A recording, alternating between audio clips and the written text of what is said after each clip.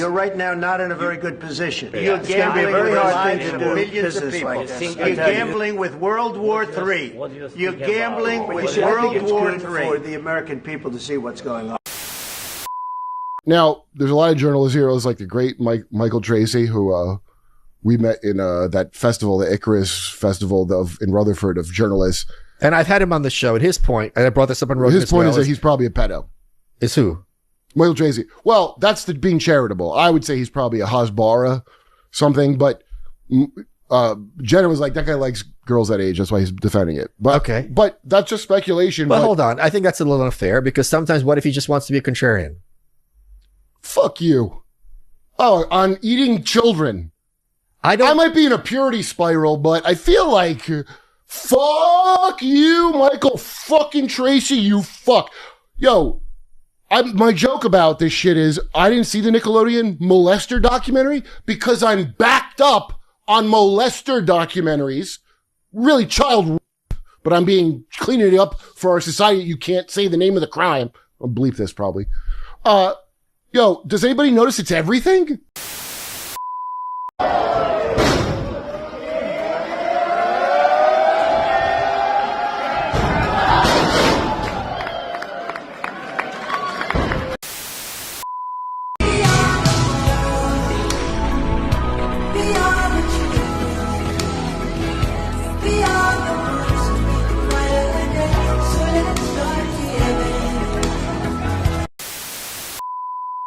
I got into it with a random boomer at the gym on Saturday about Israel. Let's talk about it.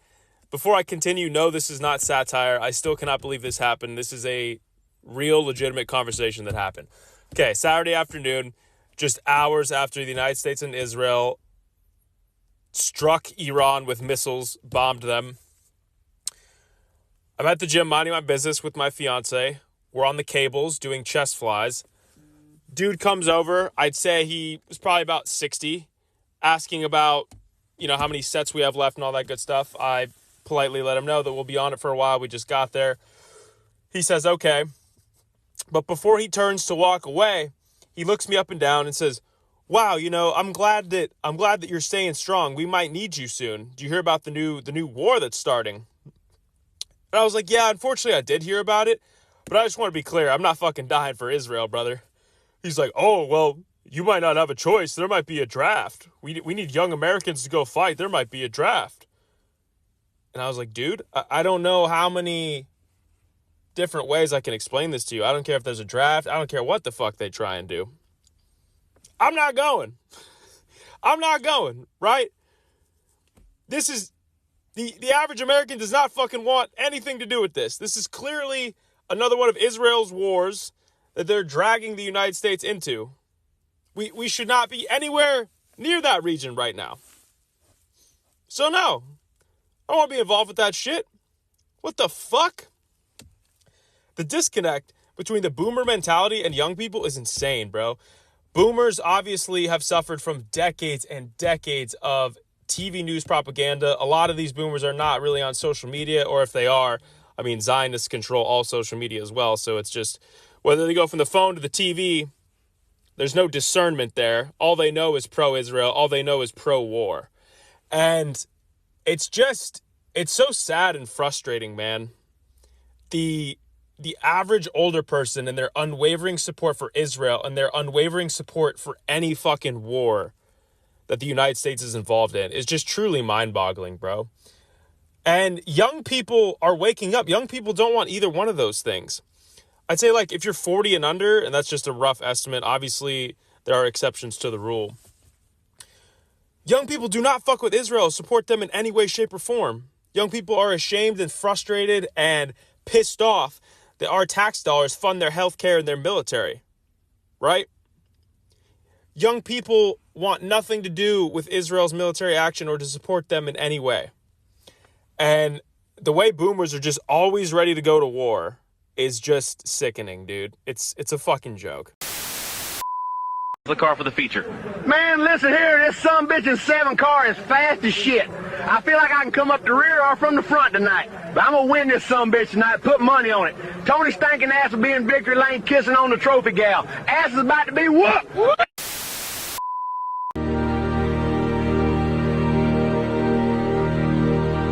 I am in control of my life. Because I am capable of powerful, positive change.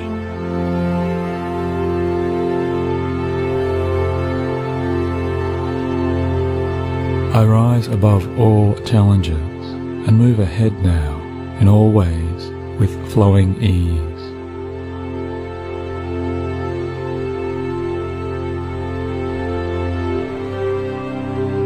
I am conquering daily obstacles and moving beyond fears and doubts with success and motivation.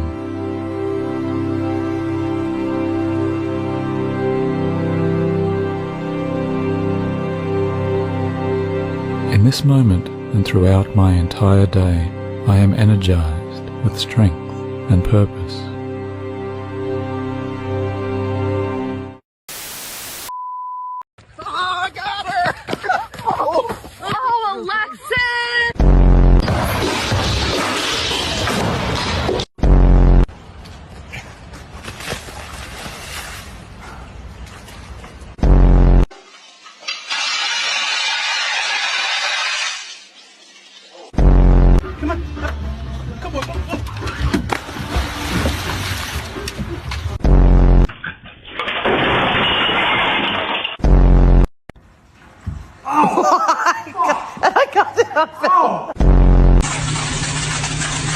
Odie May, hey!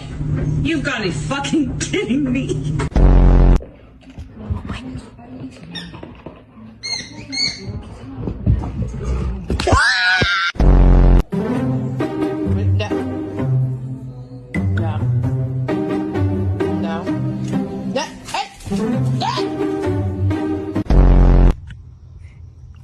Ow, what are you doing?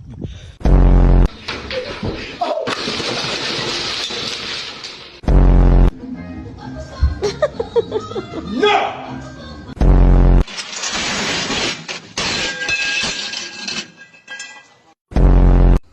What did you do?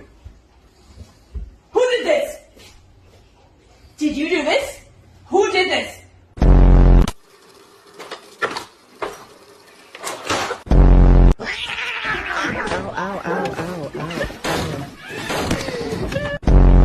Eu posso saber o que tá acontecendo aqui, Bruce?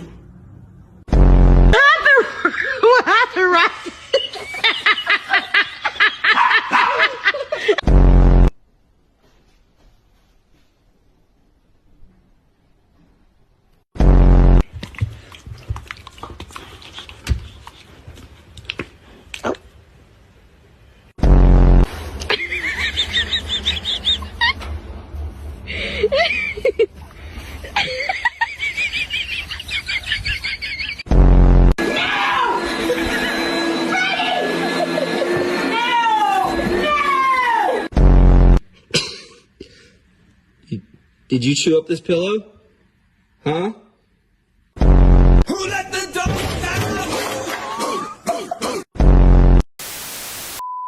I'm up here taking down my lights, turn around, Ace climbs up this whole ladder by himself and is now on top of the roof.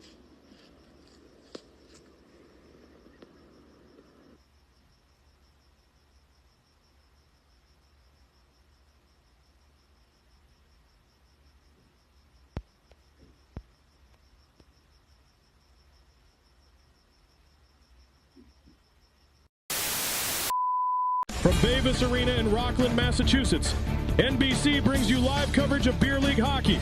The boys are dialed in and have plenty of beer. Tonight, the Angry Pickles and the Puck Hogs square off in a classic beer league rivalry.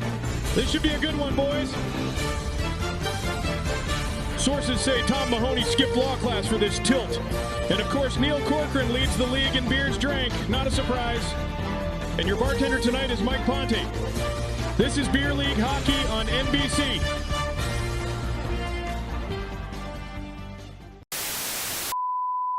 All right, let's open up the shop and check out this view. GMC's up top, Chevy's on the bottom. Let's take a closer look. All right, starting from the bottom, This is a 97, one owner, 73,000 miles, Laguna Green metallic. To the right of that is a 2500, also a 97, one owner as well. And here is a 90 GMC, another 2500, but a light duty. And to the right of that is a 96 GMC with 85,000 miles. So check the link in my bio for more info and pricing, because these are for sale. Alright, our boys want sunscreen, so I went in my truck and I got doe urine spray. We're gonna see if they take it. Break these boys off on with 20-inch crawler, bust a left or right. I'm out of sight, I'm throw. I'm bouncing off the road, I'm in the motor with the fold, I'm chaining tune. Hop out my big body form, chain with the tune. Can't forgive me what alone. I'm hot, I'm looking good. I'm just get some wood. Man, it's understood. Got money in the hood. I'm with your big body. I was down.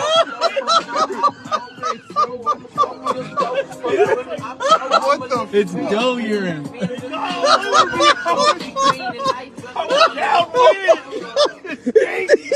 smells so into my mouth.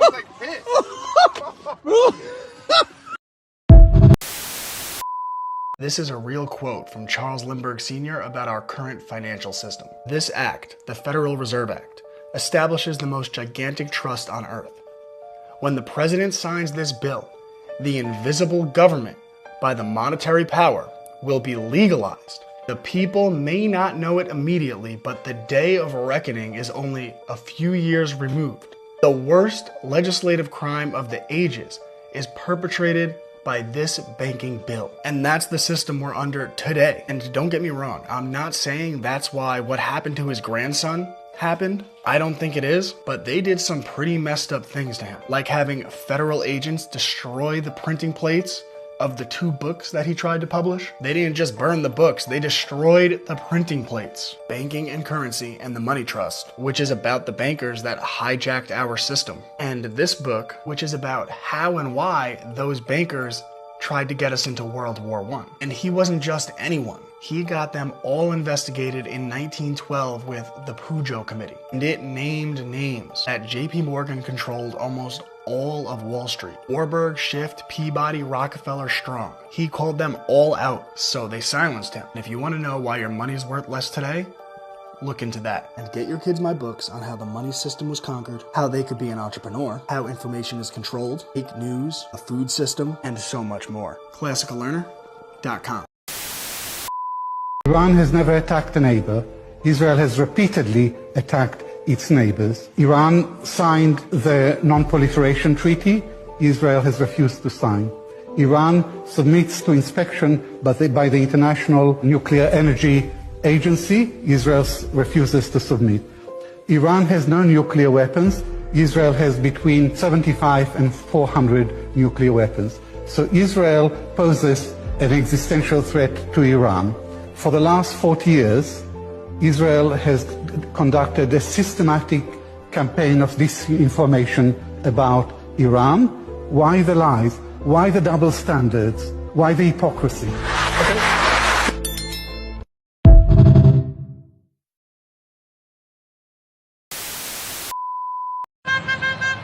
After interrogation, children are brought here for trial. Ophir military prison near Jerusalem. The army would not let Four Corners film inside. I've been behind these walls 3 times. I saw children shuffling across the courtyard, handcuffed and shackled. Some hearings lasted 60 seconds. I saw one boy shout the name of his prison so his mother would know where he was being held. I saw the judge convict some children without even once looking at them. Through it all, what I saw was a conveyor belt of convicted children. I think perhaps to give you some indication of how efficient, from a military perspective, this system is. According to the military court's own records, their annual report, the courts have a conviction rate of around 99.74%. Typically, a Palestinian boy convicted of throwing stones will be sentenced to about 3 months imprisonment. The United Nations Children's Agency, UNICEF, last year released a scathing report on Israel's system. It found that Palestinian children had been threatened with death, physical violence, solitary confinement and sexual assault against themselves or a family member. The report found that ill treatment was widespread, systematic, and institutionalized throughout the system from the moment that the child was arrested right up until the sentencing process. Last month, under pressure from human rights groups, Israel stopped the long-standing practice of keeping children overnight in outdoor cages. Children had been kept freezing in the cages during snowstorms. Iran has never attacked a neighbor. Israel has repeatedly attacked its neighbors. Iran signed the Non-Proliferation Treaty. Israel has refused to sign. Iran submits to inspection by the International Nuclear Energy Agency. Israel refuses to submit. Iran has no nuclear weapons. Israel has between 75 and 400 nuclear weapons. So Israel poses an existential threat to Iran. For the last 40 years, Israel has conducted a systematic campaign of disinformation about Iran. Why the lies? Why the double standards? Why the hypocrisy?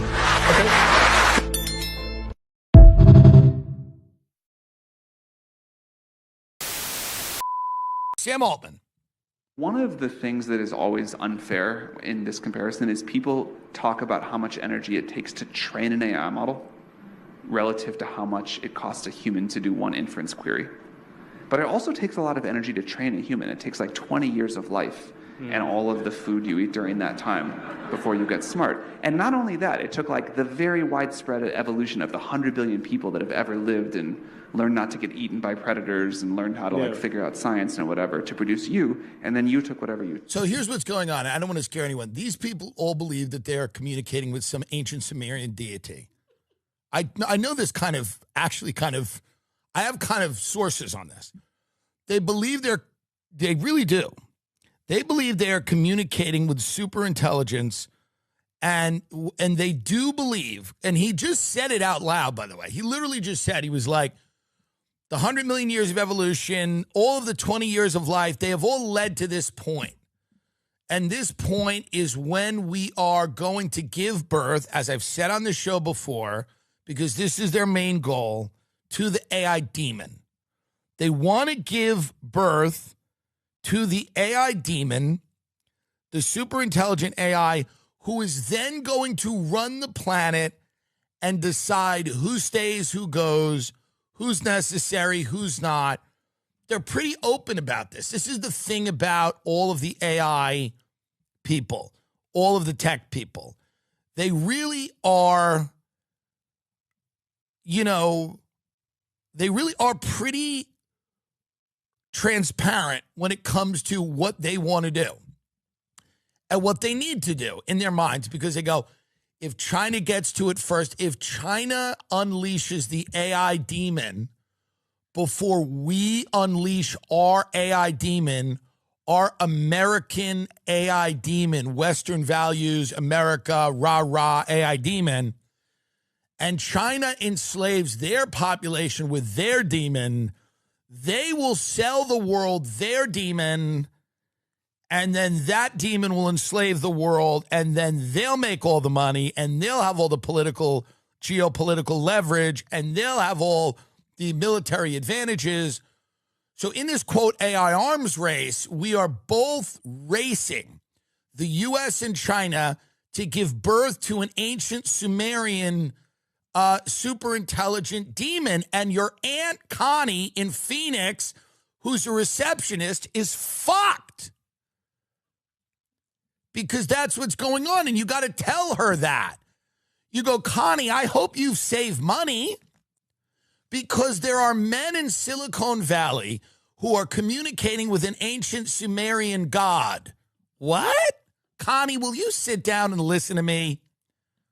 Connie, have you saved your money? I've saved a little bit of it, but, the prices at the grocery store are so high. Connie, you have 18 months before your ass is out of that office.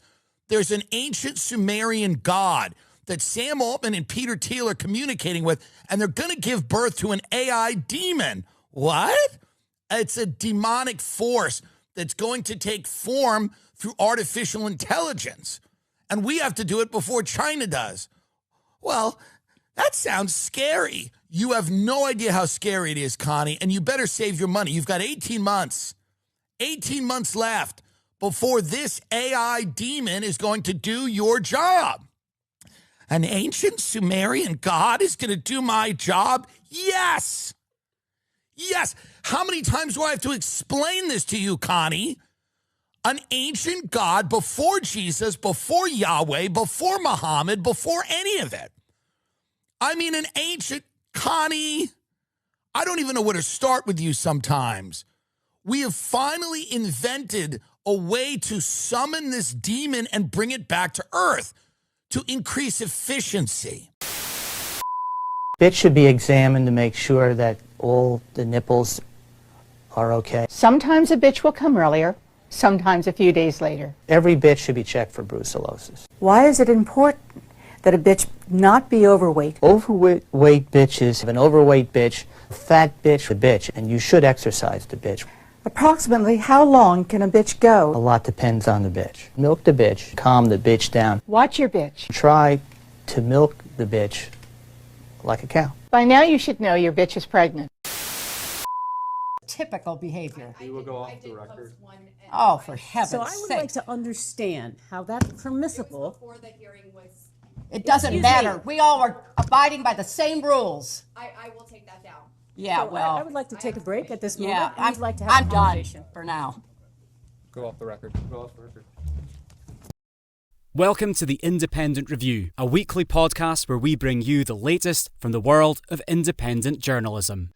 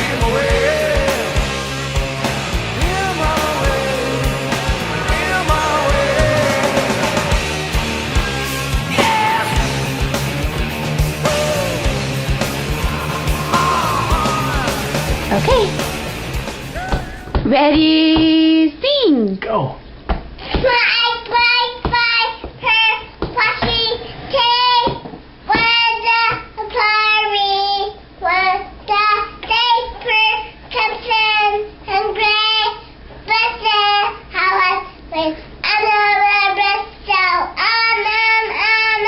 right to the end, and Gary will win. So fight, fight, fight for a tea and get car.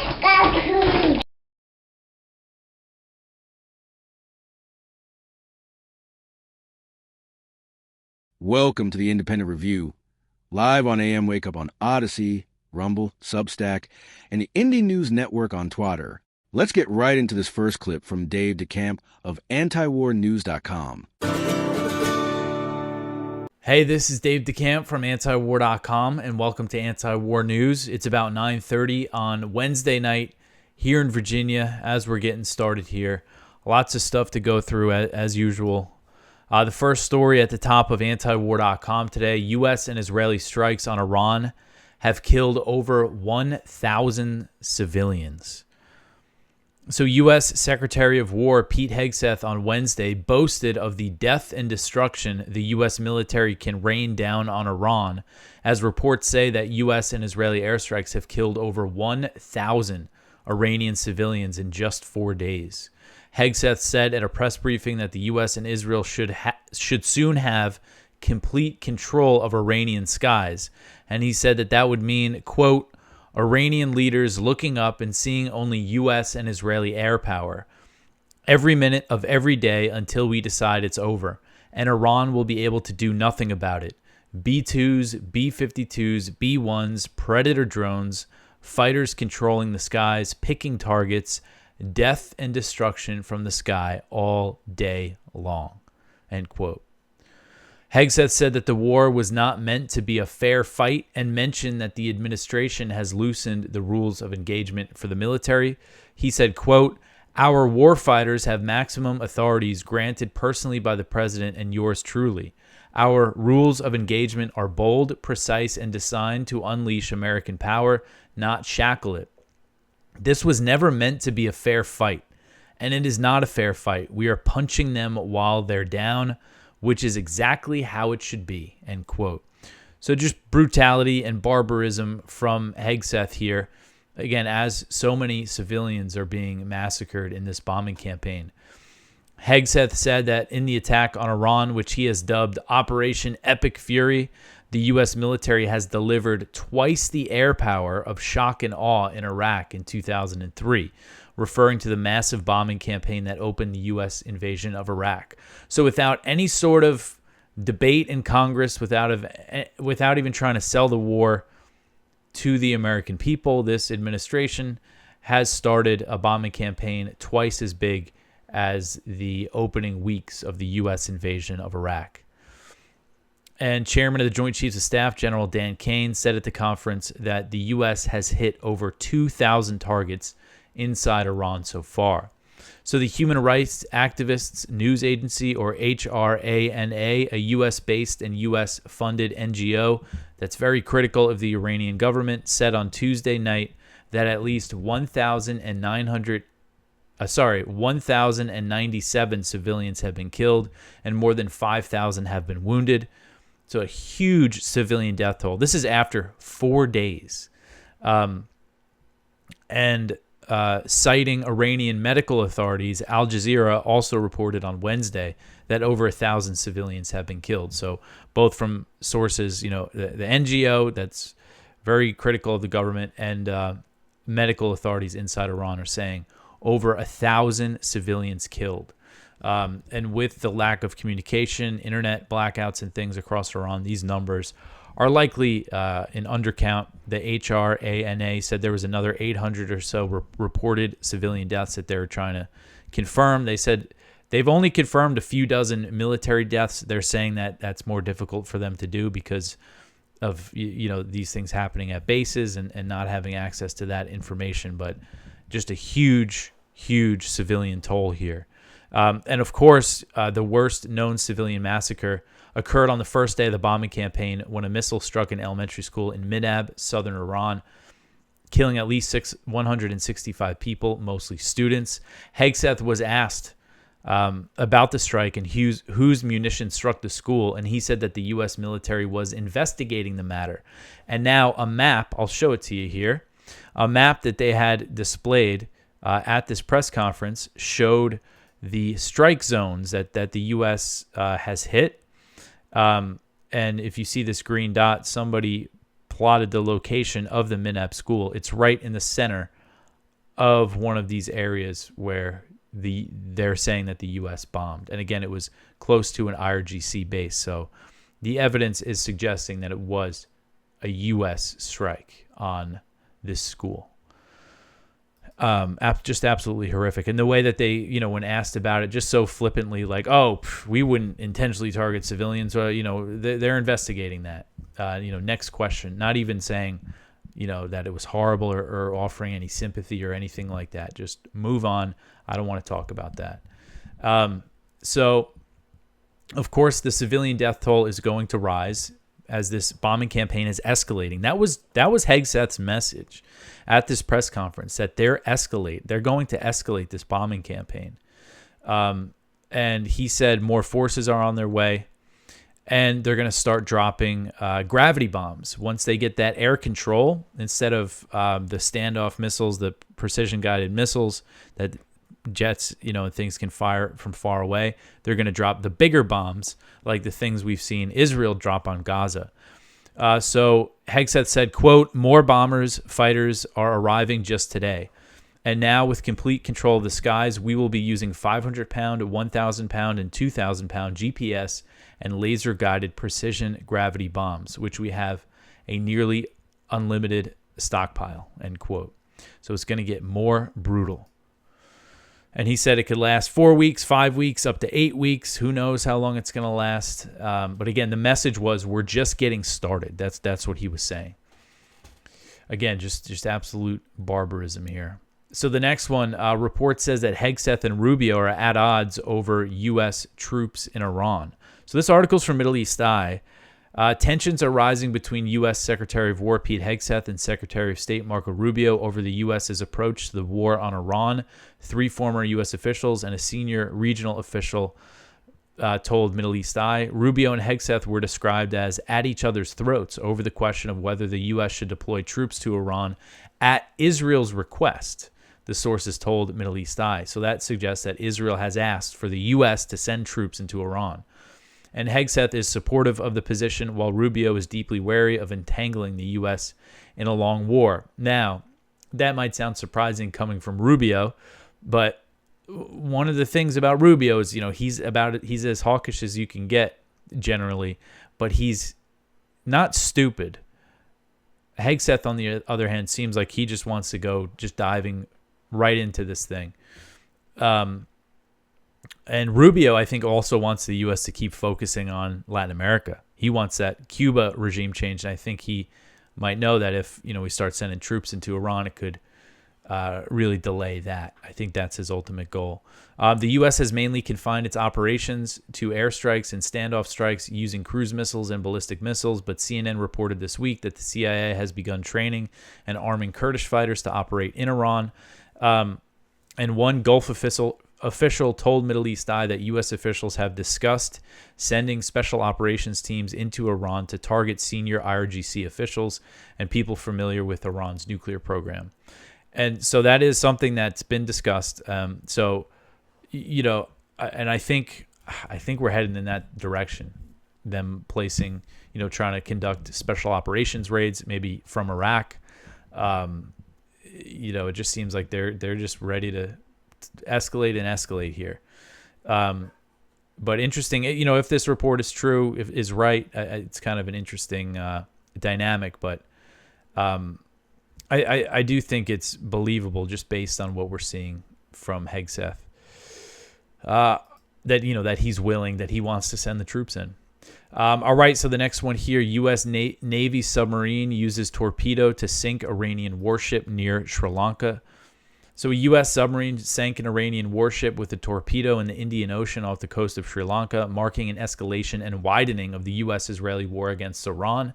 Secretary of War Pete Hegseth confirmed during a press briefing that the U.S. sank the vessel. This is what he said, quote, "Yesterday in the Indian Ocean, an American submarine sunk an Iranian warship that thought it was safe in international waters. Instead, it was sunk by a torpedo. Quiet death, the first sinking of an enemy ship by a torpedo since World War II," end quote. I don't know why he says quiet death. What's quiet about that? I guess the submarine was quiet. I mean, just the way he talks about this stuff, like gleefully, it's really just evil to me. And, you know, he tries to, you know, he proclaims that he's a Christian while committing things like this. It's just very bad. So the Iranian ship, the frigate Iris Dena, had been making its way back from a visit to India, where it participated in an international naval exercise and visited a port in India. So it was not involved in the war. It was not engaged in combat operations. You can see the video here of the strike. It was thousands of miles away from Iran, and it was coming back from India, which is a U.S. ally, state friendly with the U.S., and they just blew it up, sank it, didn't rescue survivors, just let the Sri Lankan Navy deal with it, and then that was that. So they're just really, who knows what they're going to do next. So the next one here, names and ages of children killed in strike on Iranian school. So Middle East Eye published a partial list of the students, of the little boys and girls who were killed and murdered in this just horrific opening day of this war. It's a partial list. They say the death toll is 165 is the latest number. That includes most of them, over 100, are young girls and young boys, and then some staff and parents. And you can see their pictures here. This is a partial list of 25 boys, 26 girls, 8 women, 1 man, and a 2-month-old baby. And their names are all listed here, and you can see pictures of them. I mean, these are little kids. You can see their graves there. It's just so horrific how this thing started. And the next one here, Senate fails to halt Trump's war on Iran. So this is just disgraceful. The Senate on Wednesday voted against advancing a war powers resolution aimed at halting further U.S. military action against Iran without authorization from Congress amid the major U.S.-Israeli bombing campaign in the country. The resolution, introduced by Senators Tim Kaine and Rand Paul, so it was bipartisan, but it failed in a vote of 47 to 53. Rand Paul was the only Republican to support it, and the Republicans had help from John Fetterman, Democrat from Pennsylvania. He's come out very strongly in favor of the war. He's extremely pro-Israel. The resolution was defeated, even as the Trump administration is making it clear that it intends to escalate the conflict and that it's considering sending troops into Iran. And so Kaine's point was, this is the recorded vote, and so they're on record now for where they stood on this war. In the future, when everybody looks back, and I suspect that the consensus is going to be this was a disaster. They're going to look back and they'll have this record. And the House debated its own war powers resolution on Wednesday, but a vote is not expected until Thursday. So call your House representative. The one in the House, I think, has a little more of a chance of passing because you have at least 2 Republicans who are going to support it, Massey and Davidson. And I'm hoping a few more might join them.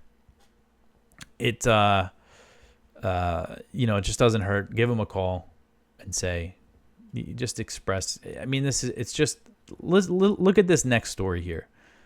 So Congress isn't doing anything to stop this. I mean, again, the Senate vote failed. Hopefully the House one passes, but then it would have to go back to the Senate anyway.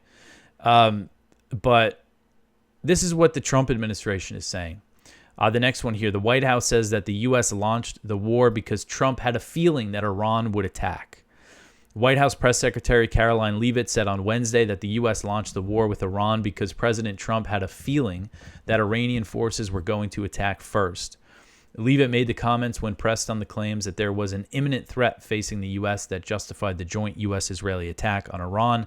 She listed a series of talking points about how Iran posed a so-called threat to the U.S. and said that the president, quote, had a feeling based on fact that Iran was going to strike the United States, was going to strike our assets in the region, and he made a determination to launch Operation Epic Fury based on all those reasons, end quote. So Trump had a hunch, and that's why they launched this huge, disastrous war that has so far killed over 1,000 Iranian civilians and at least 6 U.S. soldiers. And President Trump made similar comments the day earlier when he was asked about Rubio, saying that one reason why they attacked was because Israel was planning to attack. He said, no, I believed that they were going to attack us, so we just did it. But Pentagon officials, the Pentagon planners, told Congress on Sunday that there was no evidence that Iran was planning to launch an attack if they weren't attacked first. So they're just lying. It's just so absurd. And then look at what Trump had to say on Wednesday. He claimed that, if I didn't do anything, Iran would have had a nuclear weapon in 2 weeks. That's what Trump said. That's how stupid he thinks you are. That's how stupid he thinks we all are, that people are going to buy that. After, saying that the nuclear program was obliterated. And there's just no evidence. I mean, the consensus is that Iran's unable to enrich uranium at the moment. They need to rebuild their facilities, and they're going around and making these claims. Steve Witkoff made a similarly absurd claim during the negotiations, which pretty much when I saw that, I was convinced that there was just no chance that they were serious about these negotiations. Next, we have this clip from Rachel Blevins with guest Patrick Henningsen. Me now to discuss is Patrick Henningsen, a journalist, geopolitical analyst, host of the 21st Century Wire, and writer at patrickhenningsen.substack.com. Patrick, thanks so much for taking the time to join me. Great to be with you, Rachel. Yeah, great to have you on the show. Now, I know you were just in Iran a few weeks ago, and now that is the place where we are all watching and waiting as you have the U.S. and Israel launching a full-on war here. You have President Trump telling CNN on Monday morning that, quote, we haven't even started hitting them hard. The big wave hasn't even happened. It's coming soon. Secretary of War Pete Hegseth just gave a press conference where he refused to rule out deploying U.S. troops to Iran. And this comes as Iran has, of course, responded to U.S. and Israeli attacks by targeting not only Israel, but over a dozen U.S. military bases in the region. So how do you view the current state of tensions and also Trump's warnings, given the warnings that we've heard about the current state of U.S. weapons stockpiles? Well, the claims being made by Washington about what targets they've hit and what they've eliminated, if you go by the reports in the U.S. mainstream media, you'll believe that they have eliminated half of Iran's military capabilities in the first 24 hours between Israel and the U.S. Now, you can take that on face value if you want. And the Iranian claims that they've hit 500 specific targets among those bases you mentioned, plus other sites between the U.S. and Israel in terms of military targets, 500. So already we're looking at the volume of sorties or missile salvos by Iran. It's significant for the first 24 or going on 48 hours. It is significant, and if Iran is confident, and they seem very confident in their statements that we're willing to fight a war of attrition here, and Larijani, the advisor to the government in Iran, said that, "Are you prepared for a long war? Because we are." And so they seem to be outwardly confident. Now, one has to judge that based on maybe what they might know about Iran's ability to deliver. Now, I having visited Tehran 3 weeks ago, while they were preparing for this, they were fully expecting the U.S. were going to attack. And Iran was under no illusions that the so-called peace negotiations were going to result in anything substantial. In fact, it's my understanding, that they fully expected that was just basically a pantomime that was designed to buy time for Israel and the U.S. to prepare for an attack. And I think that's probably correct because look how quickly Iran responded to the U.S. attack. They already had a bank of targets and they moved very quickly. What I learned during my brief visit there was that Iran has different layers of missile rolling stock. And everything that we saw back in June during the so-called 12-day war was 6, 7 or more older missile stock that was used. That means that there's 2 generations of hypersonic missiles that haven't been unveiled yet. And based on what I've seen and what I've read, that they're still using old stock. And what they're planning to do, and quite clearly with drone technology, with an arsenal of drones, different types of drones as well. Iran has like half a dozen main categories of drones, which they use for different functions and purposes. And in terms of missiles, there's a dozen main models that they'll use for different functions. But it's to overwhelm the U.S. and the Israeli air defense and anti-missile defense. And I think they're quite capable of doing this during the first week because I think they did it before during the so-called 12-day war, so much so that the United States had to come in. It seemed like Israel was imploring the United States come in to draw a line under that exchange, because had that gone any longer, it was already destabilizing the Netanyahu government. Israel had to put a moratorium on Israelis leaving the country during a missile attack. That's a level of desperation, you could say, that's pretty obvious. So now, similar situation we will find in a week. And Iran's already said that they're not going to entertain any symbolic conclusion with the United States, a kind of staged ending, if you will, because that's more or less what Operation Midnight Hammer was, and with Iran retaliating against the Al Udeid base in Qatar, largely symbolic, just to show that they could, and that's not going to happen this time. So if their defenses are overwhelmed, in other words, if Israel depletes its Patriot missile stock, that's what the Iron Dome is, by the way. It is an array of Patriot missiles, and as well as the longer range THAAD missiles, and they have the David Sling and the Arrow 2, this integrated array of missiles that they use. If these are depleted after a week or 10 days, then Iran will unleash its older sort of Scud variation that have huge payloads of explosives. They're big, they're heavy, and if the air defenses are able to be bypassed at that point, the damage that they're going to incur on the Israeli and U.S. side is going to be a lot more than what you're seeing now. And they have plenty of these missiles.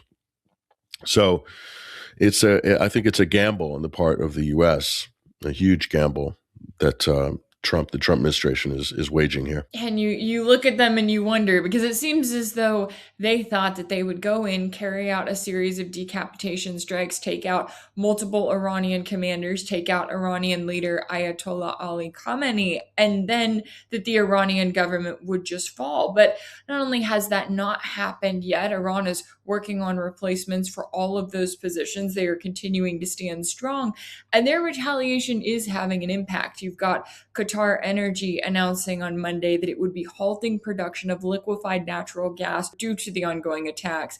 It accounts for around 20% of the global supply, and the news has sent European gas prices soaring over 50%. So as if Europe needed anything else, right? They've got one more thing to add to all of their other woes. But what does this tell us about the impact that this war is going to have on the global economy, as we are just a few days in and already we are seeing major price spikes, especially when it comes to the energy industry? The end of the trading month for February came last week, and you already saw Brent crude pushing up over $70 a barrel. And so it'd be very interesting to look at how futures trades are going to close today and tomorrow, and they'll give you an idea of the momentum in the oil markets. Okay, the Straits of Hormuz will be effectively closed if it's not already, based on this announcement by Qatar. So on the oil front, you're going to see, if we're looking at if Iran is true with their war of attrition, as we get to the end of the week, we're going to start seeing calls for $100 a barrel for the following Monday for futures. Then you have a market that's going to be trending in one direction. Now, the problem is a lack of supply. So who's going to benefit from this? The United States massively. Russia as well. But the U.S. will benefit massively. But it's the LNG, it's the gas component that's actually really important geopolitically. And Qatar supplies LNG to the Southern European receiving market for conversion. The United States dominates the northern market for Europe after the sabotage of the Nord Stream pipeline. And so now you'll see a higher demand for U.S. LNG and fracked LNG. So another bailout for the fracking industry and for the U.S. overpriced LNG market supplying Europe. So if you look at this strategically, massive bump for U.S. oil and gas across the board. And I'm gonna say something controversial, which I shouldn't be controversial, but I would wager heavily that members of the Trump administration and his inner circle and the people around Howard Lutnick, all these Wall Street financiers types, they have probably bet long on oil and gas for the spikes that we're talking about, and are going to make a huge amounts of money, institutions and individuals who had advanced knowledge of this war. And that is something I think that needs to be investigated at some point. And it'll be very easy to track as well. But it might take a few years in the current political climate. But that's kind of, look at who Trump, his base is. It's no longer the popular MAGA base. His base is now the titans of oil and gas, Wall Street, the crypto, stablecoin mafia, the PayPal mafia. That's Trump's new base, the tech bros, the Palantirs of the world. That's his base. And they are all going to profit massively off this crisis because they have the ability to do that. And the average person and the average, pleb, if you will, in our system doesn't. So that's just a little point I wanted to inject there. So it's going to mean inflation for us as a general public. That's going to drive the price of everything up. It's going to create a squeeze in terms of supply. We're going to pay for that. But his inner circle are going to profit massively from it, without a doubt, and the institutions that are in the know. So that's the level of corruption there that, aside from the defense stocks and the usual stuff, that's real opportunism in terms of, engineering massive windfalls of profits off in advance of a crisis. If you look at the poly market, this is another corrupt thing, is the betting on political outcomes. People have made huge amounts of money off this war kicking off when it did, placing bets hours before the strikes. And this is a organization whereby the president's son, I believe, sits on the advisory board of that organization. This is a level of corruption that, if you thought it could get any worse in American politics, it actually just got worse. So that on that side, that's one thing. On the other side is something important that you mentioned, which is this the assassination, the brutal killing of the Ayatollah Ali Khamenei, and received wisdom in U.S. circles and media, the punditry class. I was just on a debate yesterday with some of these royalists and other pundits, and they were all talking like it's just automatic, Washington types, automatic that the regime's going to fold after the assassination of the supreme leader. And I can tell you from personal experience, the first thing I witnessed when I arrived in Tehran on the National Day was a massive outpour of solidarity as the country was being threatened by the United States at the time. And now what you're going to see in terms of support, it's really going to kind of galvanize support, even across moderate circles in Iran. People that wouldn't normally feel compelled to take a side, as it were, politically, in support or against the government, having to support or wanting to support the state while it's being attacked. And they have hundreds of martyrs already. Many girls, women, and children. They hit a basketball gymnasium yesterday and killed 17 female athletes in Tehran. They're hitting schools. So this is not going to go unnoticed or forgotten. In Iranian society, they regard these deaths as martyrs of a greater cause, in a greater battle, in a bigger war. And the Shiite faith and the culture around it prizes martyrdom very high on the kind of life aspirational and existential aspirational table, if you will, of things in life that are regarded as, important achievements and so forth, and suffering as well. That being able to endure suffering and hardship is part of their societal DNA. So it's the opposite of the West. So the more you punish them, and the more you do it in a mendacious fashion, the more we're justifying their cynicism that they have of the West, of our motives, of our culture, of our Western civilization, which they see as inherently corrupt and, quite frankly, satanic. I mean, they're the master trolls as well. They brought out a statue of the Canaanite god of Baal and burned it in effigy at their national rally. I mean, there was all these little theatrical sideshows going on. It's more like a festival kind of atmosphere, but they did that, and it was kind of like a lot of people saying, this is our response to the Epstein files. They're burning the statue of Baal. So that's their popular culture. So it's as sophisticated and multi-layered and nuanced as ours in the West, maybe even more so in certain way. And we think that by targeting an 86-year-old man who is the spiritual leader of the country in his home with his family, that's some kind of an honorable act, from an American or an Israeli point of view, that's some sort of honorable engagement of war or whatever. It's they see it as cowardly on our part, but it's the opposite. And he is the one who issued a fatwa for the prohibition of nuclear weapons in Iran, and we've targeted and killed him. So there's the one leader, supreme leader, that laid down the law when it came to nuclear weapons and not pursuing them in Iran. And our president will get up there and say that this is the most evil man in history, Donald Trump called him, and that he is hell-bent on building a nuclear weapon. It's literally the opposite of what our president is saying, what our media is saying. The level of lying and deception in the West, and with Israel, between Israel and the United States, the level of lies and deception, the complete inversion of everything, of every claim, every statement that's being made by our political leaders. It's literally the opposite of reality. And now we take a look at this clip from The Last American Vagabond.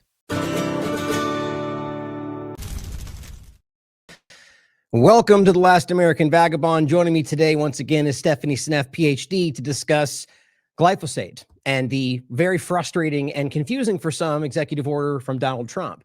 There he was talking about getting that dangerous stuff out of our food. And we've seen a lot of these moments where maybe it wasn't good intentioned. It's hard to say, where things were stated, directions were set that are not being kept. And glyphosate being the earliest example or the latest example of a lot of those, like kind of turning back on the food dye discussion.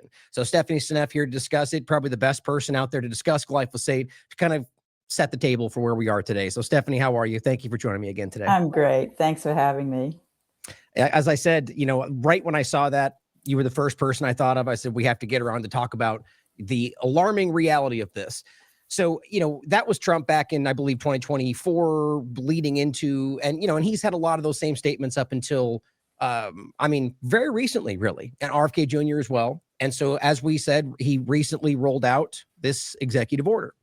So we can start with this and, just give me your thoughts on this. What, for somebody who's done the work you have. And, I imagine my audience is very familiar with your work from our interview from past, just knowing your work in general, but feel free to introduce yourself and let us know what your work has been on glyphosate. But then, let me know what you thought about this when you saw it, and we'll start with that. Okay, yeah. It's been a really interesting story with glyphosate over the past year. All the effort of Bayer at the national level and at the state level, multiple states, they're trying to get laws passed that would give glyphosate a get out of jail free card like the vaccines have. I mean, that is just like really scary to say, you've got non-Hodgkin's lymphoma, glyphosate's the only chemical you were exposed to, but too bad for you, you can't do it.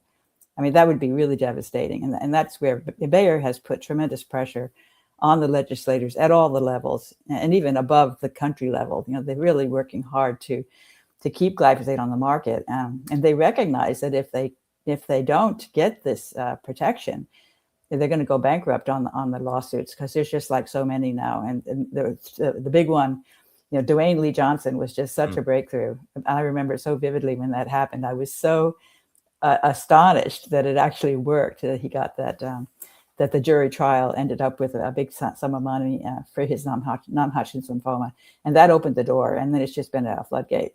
And so I was really glad to see that too. Just that it showed change, momentum. That it really was a really important point in history, and it's the beginning of the end for glyphosate. I have no doubt that it will eventually be banned worldwide. I have no doubt, because I see how toxic it is, and it's not just cancer. And as you know, I've talked about so many other diseases that glyphosate is causal in, and I think it's the primary cause of the epidemic that we're seeing in basically metabolic dysfunction, which then connects to all these diseases that are going up. We have such a terrible record in healthcare. We spend so much money, and people are so sick in this country, so obese, diabetes, fatty liver disease, all these problems. And of course, autism is the big one for me. I believe if we got rid of glyphosate and didn't replace it, by the way, with other toxic herbicides, that's the key thing. We can't just substitute something else. We need to figure out how to grow food naturally without using toxic chemicals. It makes no sense to me that you would pour toxic chemicals all over the food supply. It just makes no sense whatsoever. And so I don't understand how we've managed to keep this going all this time. I just think we need a revolution in food, in growing food. Couldn't agree more. And, let's touch on, we're going to get to the health part of this. And that's a good point you made there, that it can't just be, it can't just be swapped out with something, even if it's lesser than, it is still in the same vein of problem. And that's a frustrating part. So maybe we can get into what you think they may replace it with when that comes. But before we get past that, going back to the executive order. Yes. So you made an interesting point about lawsuits, and I agree. And I think this has been seen by most people that pay attention to this, because Monsanto and now Bayer Monsanto have been fighting this for a long time, that the lawsuits will bury them, because there are hundreds of thousands of them. But give me your opinion on if you think there's an element of Trump's executive order, not just to make it clear for those that didn't read it, we're talking about not only trying to pivot to have like more production in the United States, also making it a national defense imperative, not rolling it back in any discernible way, but leaning into it, support it. And then also talking about Bondi and the DOJ with giving them immunity to prosecution. Do you think that the government side of this is also worried that they may face lawsuits because of their involvement with all this? Well, that could be, but I can see his point about China. And actually, he's been pretty consistent about looking at things that we depend on China for, the rare metals, for example. Right. Serious problem. And so he's looking at what do we depend on China for, and how can we get rid of that dependence? And I think he really focuses on that. And I think it's an important point. Why? And especially with toxic chemicals being put on our food, you could imagine, glyphosate's toxic all by itself, no question. But they could slip a little arsenic in there. They could do whatever, right? And it's like the opioid problem in China in reverse. China can poison us this way if they choose to. I'm not saying that they do, but, and of course they could also simply withdraw it, which would be wonderful for me if they stopped selling it to us. That would force us. That would be a forcing function that would be wonderful as far as I'm concerned. But I think his logic may be that he's looking at all the things that we critically depend on China for, And he wants us to lose that dependence. And that's I think the way he's thinking of it. So we need to make our own glyphosate. And of course, we're going to have problems with the people who live near the place where they're making the glyphosate, I suspect, because that's going to cause toxicity locally for them. And phosphorus, too, is another thing that I think we have a problem with, making sure we have enough phosphorus. And phosphorus is important also for the phosphate fertilizers that they put on the crops.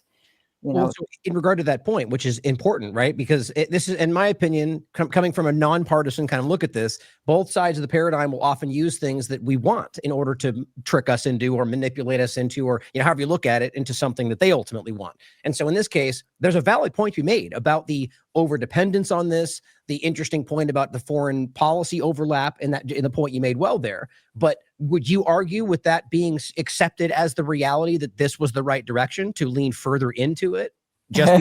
Obviously, I wouldn't think that way. I mean, my thought would be, okay, we don't want this glyphosate from China. Well, let's figure out how we can grow food without glyphosate, right? That would be the logical thing to do, in my opinion. Now, I suspect that the farmers are saying they can't grow food without glyphosate. They've become so dependent on it that they think they can't grow food without glyphosate, which is really crazy, because you did that for so many millions of years, Right. So you said they think, right? So do you, in your opinion, do you think it's more that they're manipulated in the mindset of that? And we can touch on the yield part of it right now if you want to get into that. And I do want to touch on it at some point today, the lie, I think, about the yield part. Or do you think it's that they're being threatened, not necessarily violence, but, coercive measures that they have to, otherwise they'll lose certain allowances or permits or whatever if they don't use it? And so that's sort of like why they demand, or not so much demanding it, but saying, well, we're forced in this, we need it because of that. Do you think that they would otherwise go a different direction, in your opinion? Well, I'm actually aware of, in Brazil, there was a movie about a small town where they grew tobacco, and they had, what's the tobacco company that they were selling to? They required that they use glyphosate on the tobacco. Right. They could not use it. And they had a lot of kids that were very sick. And that was a really interesting film that I watched. And there may be some of that going on here. The whole GMO system, kind of, you get locked in once you get started with it. Right. And the glyphosate is wrecking the soil and the soil bacteria, and that it's decreasing. Initially, when they first came up with the GMO crops, they got a really good improvement in yield the first couple of years. Right. So they were very excited. They bought into it. And, once they're in that machinery of buying the GMO Roundup Ready crops and then buying the glyphosate to put on them, they kind of get stuck in a situation where they don't know how to get out of it. And of course, their soil is now contaminated with glyphosate. Another study from Brazil looked at the levels of glyphosate in the soil year by year in a crop where they were using glyphosate to control the weeds. And they found that every year there was more glyphosate. So it wasn't going away. It was really just accumulating in the soil. And of course, the glyphosate then kills the soil bacteria, and you get a dysbiosis in the soil, just as you do in the gut. And then it also chelates the minerals. So, you don't have enough mineral supply. It disrupts the ability of the minerals to get into the plants, which means the plants become mineral deficient, and you become mineral deficient when you eat those plants. There's a lot of things that go wrong with that whole system. And eventually, and also the plant is much more susceptible to drought. Don Huber has shown pictures of organic farm next to non-organic farm, and the organic farm is all green and the non-organic is all, what color would it be? Dried out. So very obvious that and glyphosate is a desiccant. They use it as a desiccant. That's one way in which it gets into the food supply with non-GMO crops like wheat. I mean, there's actually more glyphosate on many of the non-GMO crops than there are on the GMO crops. So it's not good enough to buy non-GMO if you're trying to get rid of glyphosate. Right. And you touch on the Roundup Ready. For those that might not be familiar, this is actually interesting to me because of how popular that topic was, or just, discussed. It was very, very mainstream. It was very, the debate and everything about it. It's interesting to me how little it seems people remember that glyphosate became a conversation point again, and people seem to forget what that meant. So if you could just briefly give people the understanding of what it means, the Roundup Ready dynamic, and why, what needs to be done to the plant, and, not necessarily getting into all the science, but just so they understand what that means and why they're sort of reliant on it. Well, what happened was they discovered this microbe that was able to resist glyphosate, was not susceptible to glyphosate toxicity. There's this one enzyme called EPSP synthase that glyphosate famously disrupts, and it's a critical enzyme in the plants. It's also a critical enzyme in many of the bacteria in our gut, which is an important point because that's how we get started with glyphosate toxicity. And so, where was I going with that? The Roundup Ready dynamic and how it. Yeah, so they came up with this idea of putting that gene into the crops, and they did that very successfully for the core crops: the corn, the soy, the canola, the sugar beets, and the alfalfa. Those are the core crops that have this GMO gene embedded in their DNA, and that's the genetic modification that is the GMO concept. Mm-hmm. And so, and then these crops are expensive. The seeds are expensive to buy. But they allow you to pour glyphosate all over the crop. It doesn't die. So that makes it extremely easy to control your weeds. Right. And so you don't have to hire people to pull weeds, basically. And that saves you a lot of money. So it makes it makes your food cheaper because of that. But it also causes all these other problems. And the soil ends up eroding more quickly. And also nitrate fertilizers end up spilling off more easily because they're not being taken up as readily, because glyphosate disrupts the microbes that facilitate the uptake of the nitrogen into the plant. So you get nitrate washing off, and then you get lots of problems with the waterways because of excess nitrogen. You get that overgrowth of cyanobacteria, you get sort of toxic, red tide, all that kind of stuff comes out of glyphosate messing up the soil bacteria. Next, we have this clip from Charlie Robinson. Checking out what the Trump administration has planned for the second half of this decade, and it's not great. It's what they're planned for the Western Hemisphere. They have big ideas, big ideas for little Marco Rubio. Yep, it's a weird cast of characters. It looks like kind of like maybe like the crew from the Munsters, who have occupied the Oval Office. And they have ideas. They have ideas for reimagining the way the American empire deals with everyone else.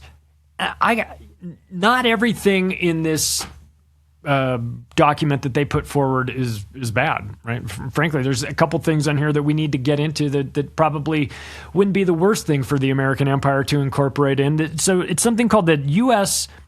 Department of State Strategic Plan 2026 to 2030. It's a document that they put forward. I read it so that you don't have to. You're welcome. And you start thinking, boy, it can't get any worse than the first half of this decade, right? We had COVID. We had all the insanities of like DEI and all that stuff. We had to go one direction down grocery store aisles and certainly not the wrong direction down there, all that. So if that was the first half of the decade, I'm not exactly looking forward to the second half. I keep thinking, can't be worse, right? Right? I guess we'll see. But Donald Trump and Marco Rubio are the ones that are in charge of this. So I don't hold out hope that it's going to be awesome. I do want to go over a little bit what the overview is and what the plan is. And what I'll do is this: we'll go through the 6 goals. They have 6 goals for this. They can have as many goals as they want, right? If you have a 10-step plan to world domination, but if they can't figure out step 1 and step 2, then it doesn't really matter. So they have 6 goals. We'll talk about them. We'll get into goals and objectives, right? This is what we're going to do. This is what this is our plan. This is how we're going to do it. This is how we're going to destroy the world in order to accomplish these goals. They don't put that in there. It's sort of the underlying theme, of course, but they say this strategic plan outlines an American first foreign policy agenda emphasizing national sovereignty. Unless you're Venezuela or Greenland, then you're fucked. But for everybody else, it's national sovereignty, domestic renewal, and pragmatic diplomacy. So what they say is that the U.S. national interests are going to take priority from 2026 onward, and unless it's Israel's priority, then that will take priority. Because Israel is in charge of this whole thing. And if you don't think so, Donald Trump and Marco Rubio, the people who are behind this document, are 100% owned by Israel. So they can talk about how this is the goal number 1 is U.S. national sovereignty, but it's all talk. Because if we were actually getting down to the nuts and bolts of this, you would recognize that the U.S. is no longer sovereign. It's been compromised. It's been taken over by a parasite entity. And they go on to talk about how America First means every policy will be evaluated by direct benefits to U.S. interests. Again, America First should be America First, right? It should be direct benefits to U.S. interests. We've been talking about America First for a while, but I don't think anybody who's paying attention actually thinks that that's what's going on, especially here in America. We see what is happening. America first, America last, Israel first, and followed closely behind by every undocumented Tom, Dick, and Javier who's walked here from French Guiana. You know what I mean? Like, this is most definitely not America first. It's everybody else first. But they're going to change that. That's what they say. They can say a lot, and they do. So let's talk about goals. We'll start with goal number 1, U.S. national sovereignty. They're talking about this means a reassertion of national control over borders, laws, and international commitments. That's great. We're going to have national control over our borders. What a novel concept. It's been a while. To be clear, it's been a while since we've had this. This will be revolutionary if we were actually able to reassert national control over the borders and the laws in America. It would be unrecognizable. But they say they're going to do it, guys. So of course they're going to do it. Just go hold your breath. Trust the plan. Go wait in the corner. It's all coming. Patriots are in control. They're talking about what they want to do is they want to protect citizens' rights from foreign interference and reform engagement with international organizations. Okay. So what does that mean, really? What they say is, okay, we're going to end the era of mass migration through strict visa issuance. Interesting. We're going to treat immigration as a national security decision. I'm sorry, you mean it wasn't? Some of this is kind of like head scratching. You go, we're going to start taking immigration seriously. It's like, you're going to start doing it? What about all the other people who thought you were taking it seriously for, like, I don't know, the last 250 years? Well, we were just practicing. Now we're going to take it seriously, guys. They want to negotiate with foreign governments about repatriation of foreigners. Okay, we've got a bunch of your people here from Guatemala. Would you like them back? No. They're like, no, it's fine. We emptied our insane asylums and sent them to you. No, we don't want them back. We want to prevent visa holders from public support. Prevent visa holders from public support. They don't want you to come here on a visa and during the visa interview process, they say, well, what would you like to do in the United States while you're here? What is the purpose of your visit and the reason for this visa? You're not supposed to say, I'm coming here because I heard they're giving away free stuff. That's not the answer that they want. So they want to prevent the visa holders from getting free public support. I just, again, I wonder, but this wasn't an idea that you had decades ago? This is the first time it's crossing your mind that, you know what we should do with all these people that are coming across the border? We should prevent them from getting free welfare and stuff like that. Like, holy shit, you think so? That's amazing. You guys should put that into a document, and then some dipshit will have to do a podcast episode about it. It would be amazing. Foreign assistance money, as they're talking about using foreign assistance money as leverage for immigration cooperation. What a novel idea. We've got all of these people from the Democratic Republic of Chad, right? And so, and maybe before we send the check to the Democratic Republic of Chad for $80 bazillion or whatever we give them every year, why don't we say to them, hey, you know that money that we normally give you? You got to come, we got to give you all your people back that you smuggled into our country. We're going to send them back. And by the way, until we get a handle on that, we're not going to give you the money that we just give you out of, for existing. right? So use foreign assistance money as leverage for international cooperation. I'd have never thought of that. That's a good idea. Put a gold star next to that one, guys. Once you have secured the borders, then protect Americans' rights from foreign interference. Unless it's Israel. They can be interfered with. They can interfere with us all they want, right? So they go, what we'll do? We'll counter foreign laws and regulations that restrict Americans' free speech and religious liberties, unless they're Christians. Now, I added that last part, unless they're Christians. But that's what's going on, right? So it's like, all of you people in Europe who are doing the wrong thing with your immigration, stop that. And stop it with the anti-free speech stuff, all that Section 230 and all the internet stuff that you guys are going on and on about Elon Musk about. Stop that. And how you're clamping down on religious liberties. Stop that. Right. Unless you're murdering Christians, then it's totally fine. Oppose global campaigns against hate speech or disinformation that limits the rights of Americans. There is no such thing as hate speech. It's just speech that you hate. It's not a legal definition. It doesn't carry any weight, right? So global campaigns against hate speech and disinformation. Let me guess, the ADL and Southern Poverty Law Center are behind that. They want you to go on these campaigns against hate speech. What are they saying? Are they saying hateful things?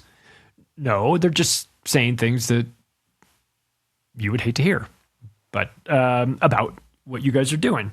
So they go on to say, investigate foreign influence operations. Investigate foreign influence offer. I can save you the trouble. Why don't you lock up the guys at Jonathan Greenblatt at the ADL? You get Mark Potak from the Southern Poverty Law Center. Why don't you put those guys in handcuffs and start there? This isn't hard. Block foreign acquisition of assets important to national security. Again, why are there foreign acquisitions of assets that are important to national security? Why are you allowing the Chinese to buy farmland inside America? Why? We need the money? Are we're selling the farms now? This sounds like a bad idea. Goal 1, objective 3, selective multilateral engagement. They say fund international organizations only when they benefit U.S. interests. Well, that's common sense, right? You would think. Here's something that I actually agree with these lunatics on. Oppose the UN's Agenda 2030 and the 17 Sustainable Development Goals. Good. We need to stop that. 100%. This is what's interesting with there's a tendency to think that like this New World Order group is a homogenous group, that they all want one thing, or it's this group versus nobody else, right? It's just one group versus the people. It's really not the case. There are factions fighting. The Trump group does not have much love for the United Nations, which is fine. I mean, they shouldn't, of course, but it is a bit surprising because it's been hard to find any of this divergence away from that. That's part of the reason why the establishment hates Trump so much, because that United Nations Rockefeller group has been in charge for a long time. And when you talk about opposing the UN's Agenda 2030 and the 17 SDGs, you are right for opposing that. This absolutely should happen. But it catches you off guard because you never really hear American presidents criticizing the United Nations. You always just hear them going along with whatever they have to say. Well, that's because it's a Rockefeller organization. So he's right. I don't want to, I'll give Trump credit where credit is due. He'll get very little of it from me, but stepping up and saying that you need to oppose the United Nations really at every level. They mention this with Agenda 2030 and the 17 SDGs. But it's it's more than just that. It's also he's been very critical about the World Health Organization as well. Of course, that is a part of the Rockefeller network, and it's in the United Nations umbrella. So, and once again, right for pushing the World Health Organization out. They are a criminal enterprise. He goes on to say that they want to block resolutions undermining the U.S. or their allies' interests.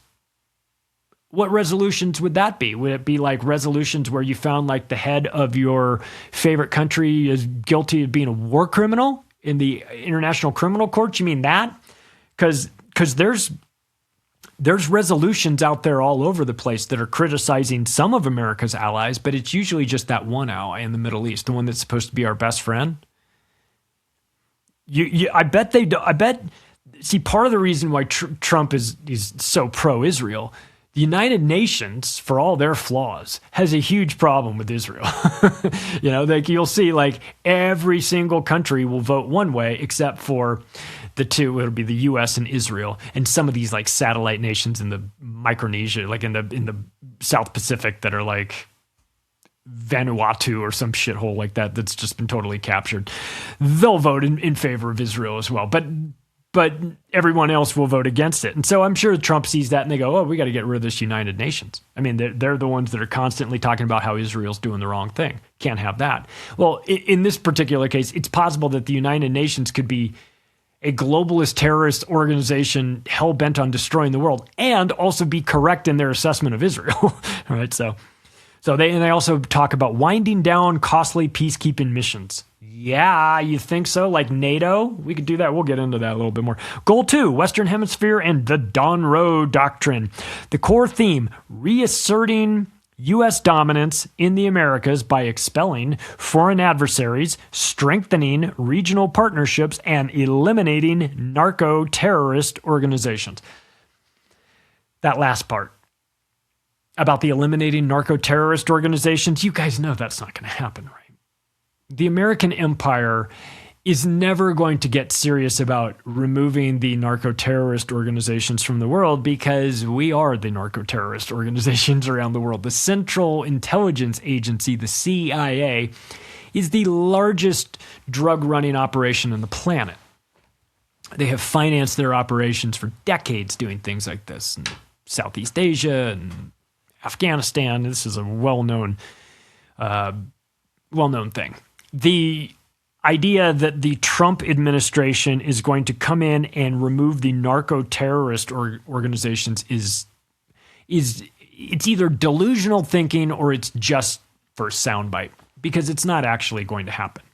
Part of the reason is that the presidents who came before you, George H.W. Bush and Bill Clinton, were running that organization. They will not allow this to go away. The ghost of George H.W. Bush will haunt Donald Trump. And of course, Bill Clinton may be a walking corpse these days, but that guy didn't get to where he is by not knowing what's going on or falling off a turnip truck. That guy was running cocaine into the United States in plane loads full, okay? So there's not going to be an end to the narco-terrorist organizations. There will only be an end to the narco-terrorist organizations who aren't fully under the thumb of the CIA.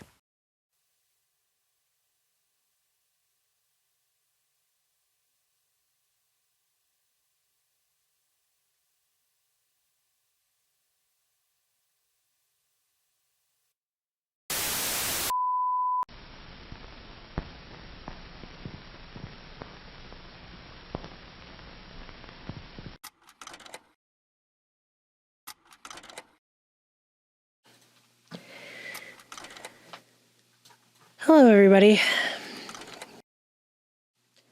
I'm trying very hard to not just be super angry. And I actually recorded this entire video earlier, and I was just so mad. I had to stop and take a break and think about it and come back. Because what I'm about to talk about, I don't even want to do a video on. I don't want to have to do this video. I wish this wasn't the reality. I actually just wish this wasn't what was happening, but it is. This is what is happening. While our aptly titled Department of War is over here making jokes about directed energy weapon dominance now, because, back in the day, if you'd have said they have directed energy weapons, people would have said, wow, you crazy conspiracy theorist, where's your tinfoil hat, you nutter? But now they're just openly making jokes about that. How they got directed energy weapons, they're trying to scale them up, and really just sending out on their official social media accounts the kind of propaganda you would expect to find on the walls in the background of the movie version of George Orwell's 1984. Just straight up. An America that's just swarming with drones in the skies, flying over the Statue of Liberty under constant surveillance by a standing army that's constantly at war. just like the founding fathers always intended. And our president just proposed a $1.5 trillion budget for the government's largest agency in fiscal year 2027. This will allow us to build the, quote, dream military that we have long been entitled to, and more importantly, that will keep us safe and secure regardless of foe. Do we have any understanding, Todd, about what is the definition of a dream military and what that would include? We don't. And so, to give you an idea of just how batshit insane that figure is, it's not just 50% higher than current levels, which were already nearing $1 trillion, and something that this nation hasn't seen since World War II, but more than any other country on Earth by far. Larger, way larger than Russia and China's budgets combined. And even Forbes is now saying this will make America weaker at this point. But of course, all the politicians who make kickbacks from these defense companies are commending Trump, as if anyone has even explained why this agency, which has never once been able to pass an audit, even a single time ever, should be given an amount of money so absolutely cartoonish that it's nearly impossible to visualize. But hey, that's fine. It's not like they're closing U.S. airspace without notice because they've used directed energy weapons to shoot down party balloons or anything. Is the airport totally closed? Apparently. The FAA's Notice to Airmen, or NOTAM, said El Paso had been designated National Defense Airspace, and the government may use deadly force against airborne aircraft that don't adhere to the order. We're learning more detail about the flight stoppage at El Paso Airport. Reports suggest the Pentagon was using a high-energy laser to counter what was thought to be a drug cartel drone. Turns out it was a party balloon. Oh. Actually, yeah, no, they did do that. As we transition into the darkest level of police state nightmare of any dystopian story you've ever read or watched in your entire life that make George Orwell's 1984 look like a Saturday morning cartoon, and I'm not even exaggerating right now, we can't even get our attorney general to answer basic questions that are so simple a child could understand them about the Epstein files and why we aren't even seeing a shred of accountability. How many of Epstein's co-conspirators have you indicted? How many perpetrators are you even investigating? First, you showed it. I find it. How many have you indicted? Excuse me. I'm going to answer the question. Answer my question. No, I'm going to answer the question the way I want to answer the question. No, Your you're going to answer the theatrics are question the ridiculous. way I asked it. I want to know, were there any underage girls at that party or at any party that Trump attended with Jeffrey Epstein?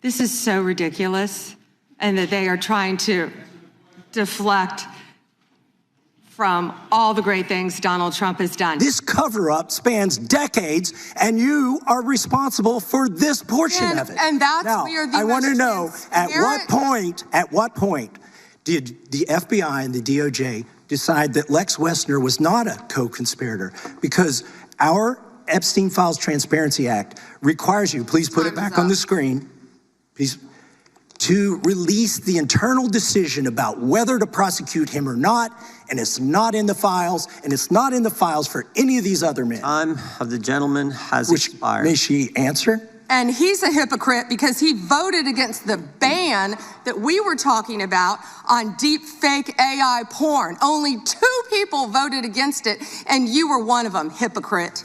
Donald Trump, the Dow right now is over.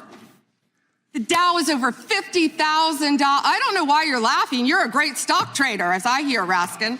The Dow is over 50,000 right now. The S&P at almost 7,000. And the NASDAQ smashing records. Americans' 401ks and retirement savings are booming. That's what we should be talking about. We should be talking about making Americans safe. We should be talking about, what does a Dow have to do with anything? That's what they just asked. Are you kidding? And actually, if you didn't watch the hearings, this clip pretty much sums them up. Fix you some of this new Mococo drink. All natural cocoa beans from the upper slopes of Mountain Nicaragua. No artificial sweeteners. What the hell are you talking about? Who you talking to? Can't use the stock market as a distraction from the redacted files because we're all broke. Do you not understand that? That's how bad of a lawyer the Attorney General is. And the reason it's important to point out how the lowest common denominator of social moray defiling psychos in positions of power in this country are being shielded from any and all accountability is because I keep hearing people say that this same government is somehow going to uphold the law when it comes to other issues that we are dealing with, such as the mass of illegal immigration that was coming in here over the last several years.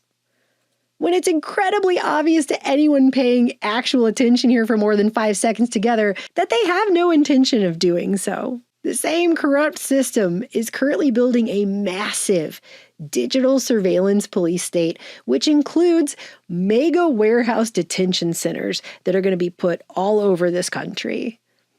And everywhere you look, this administration and the so-called but in name-only representatives in our Congress are taking financial kickbacks from the very for-profit private prisons that are going to be implementing these detention facilities. So everyone's making bank off of this. Everyone's grifting. I mean, this woman right here who went from this back in 2014. And I'll fight to put human trafficking monsters where they belong, behind bars. Pam Bondi, our Attorney General. To this yesterday. Have you apologized to President Trump? Also failed to disclose her extensive conflicts of interest, including the fact that she was in recent years a DC lobbyist for tech firms like Amazon, but also for a company called Geo Group, which just so happens to be one of the largest for-profit private prison companies in the world. Meet CoreCivic and Geo Group, the two publicly traded companies that have come to dominate the private prison industry. Private prison companies, mainly Geo Group and CoreCivic, are champing at the bit at their prospects for big profits in 2025. It's no secret that corporate America values lining their shareholders' pockets over any other values. But what happens when the model of profit-seeking over all else gets wrapped up in an industry where the bottom line is dependent on millions of human bodies? In the towns we went to, private prisons had come to define the local economy, almost like a factory town in the past era. Contrary to factory towns, those factories were producing things, right? Producing cars, etc. Here, they're not producing anything. When we think about the operation of these jails, what folks in that community will say is, yeah, but there's good jobs. Up to that point, I had never even heard of for-profit prisons. So I just needed a job, needed to work. Geo Group was the first corporation whose PAC maxed out donations to Trump's campaign, donating millions to the president and to members of our Congress. And when you know it, but last summer, Geo Group not only got their $4 million EPA lawsuit quashed, where they were charged with some 1,100 violations for failing to protect workers at one of their California immigration facilities from a known toxic disinfectant that they were spraying all over the place, but they've also now received over $1 billion and counting in government contracts to implement these detention facilities for this massive, sweeping immigration situation that's happening in our country now. Go ahead and ask yourself why it is that it's totally legal somehow for the same corporations that stand to benefit in federal contracts to spend millions of dollars on political contributions to the president and to our representatives. Like, how is that even legal? Go ahead and ask yourself. I have no idea. For those with short memories, you might recall that it wasn't always called the Geo Group, just by the way. It rebranded in 2003 after significant scandals. It used to be called Wackenhut, as in a subsidiary of that Wackenhut. The very Wackenhut that Spy Magazine in 1992 referred to on its cover as the CIA's CIA, or the Shadow CIA. The one that's been written about in academic journals for doing things like engaging in a scheme to kidnap a U.S. ambassador to El Salvador and then blame it on leftist organizations in a classic Black Flag operation. Yeah, that Wackenhut. Does that ring any bells? It might, considering how many times they were accused of human rights abuses, the fact that in the year 2000, the Department of Justice actually sued Wackenhut, alleging excessive abuse and mistreatment of juveniles, no less. There were all kind of scandals, bribery, lawsuits, staff being accused of sexual assault. But somehow we're supposed to believe they just rebranded, slap a new name on there, new logo. It's all good now. I'm sure it'll all work out really well to give them billions of dollars now. I'm sure it's all fine. Most of the reporting I've seen on these detention centers are that people are getting education and healthcare. So I, of course... Well, look, I mean... So it's 2026, and like every other aspect of the eldritch abomination from the deep that is our corrupt system, ICE is now the highest funded U.S. law enforcement agency, with a budget that is larger than the annual budget of all other federal law enforcement agencies combined. And they've been given special hiring authority that allows them to bypass the usual rigorous hiring procedures for federal employees, which, as you can imagine, will surely end well, right? Like, they're definitely going to get the creme de la creme of people to run around masked with guns and operate with impunity. What happens when ICE hires agents with minimal screening, then sends them into the streets masked and armed? I handed in my resume, which was, I did a skills-based resume. I'm a veteran. I served 2 tours in Afghanistan. So on the surface, the resume looked pretty good. Had a very brief interview, took all of 6 minutes. They didn't ask very many questions. And then I left, assuming I would never hear back, because I'm a very Googleable person. I have an unusual name. I'm the only Laura Judith on the internet. And I make no secret of how I feel about ICE and Trump and all of it. So I was not expecting several days later to receive a tentative offer. I missed it in my inbox and it sunk to the bottom, which means that I never filled out the paperwork they requested. I never accepted the tentative offer. I never filled out my background check paperwork. I never signed the affidavit saying I'd committed no domestic violence crimes, none of it. A few weeks later, I got a message from LabCorp saying that ICE wanted me to do a drug test, and I went ahead and did that. I was pretty sure I wouldn't pass. I'd partaken in legal cannabis 6 days before the test, but why not waste some of their money, right? And then 9 days after that, I decided I wanted to, I was curious, had they processed the drug test yet? So I logged onto the ICE hiring portal, and what I found was that not only did the drug test not seem to be relevant, I was listed as having joined ICE as of 3 days earlier. I had listed that I had accepted the offer. They had offered me a final position as a deportation officer. My background check was listed as completed 3 days in the future from when I was looking at it. So it seems like the answer to the question, who are they hiring, is they don't know. Wow. Next, we have this clip from the Indie News Network.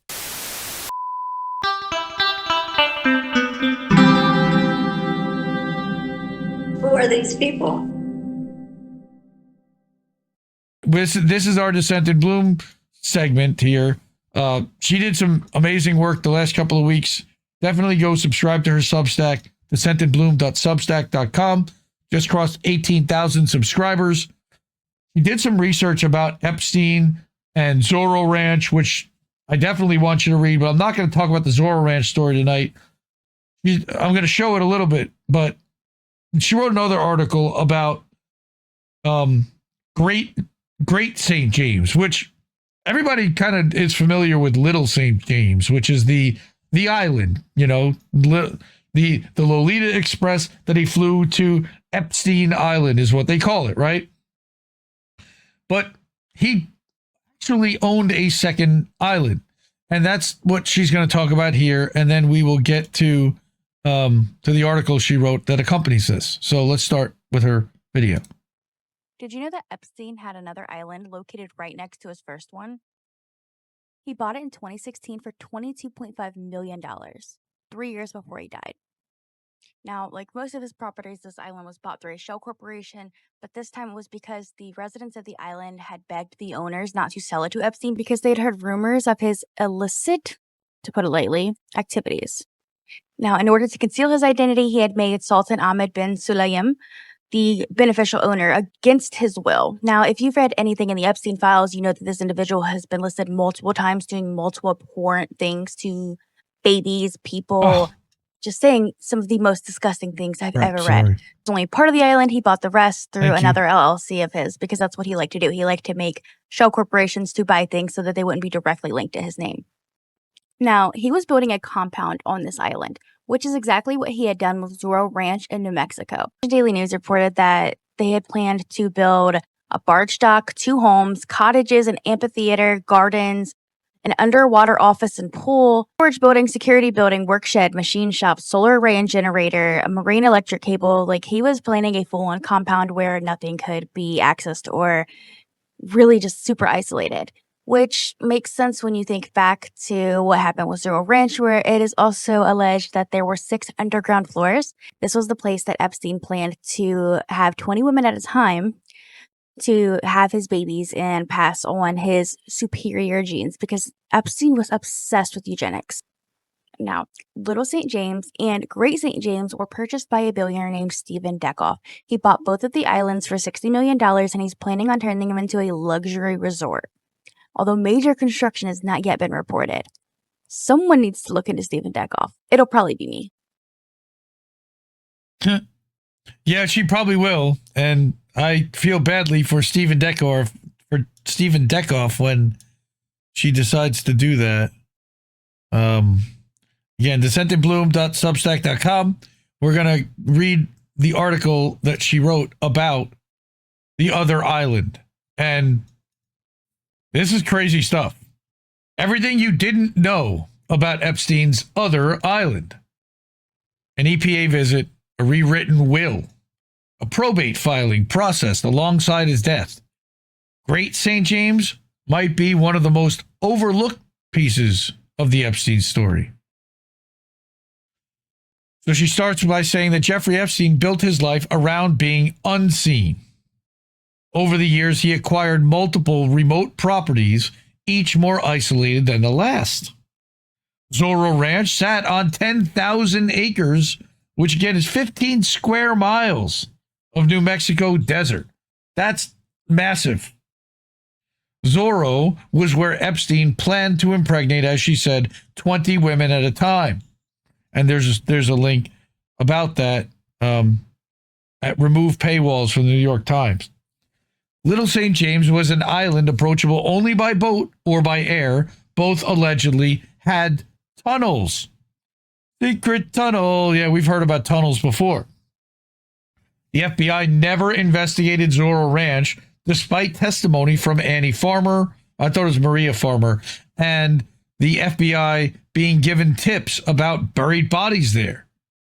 In the latest files drop, victims described being taken underground and abused on Little St. James, and emails with Jardian Design Group, a Virgin Islands construction firm, reference tunnels. And then you have Epstein files from the Justice Department there for more mentions of tunnels. Then, like she said, there's Great St. James, the property nobody mentions. Nobody wants to talk about the second island. Great Little St. James is the one that everyone knows, the one everyone that ends careers and fills hearing rooms.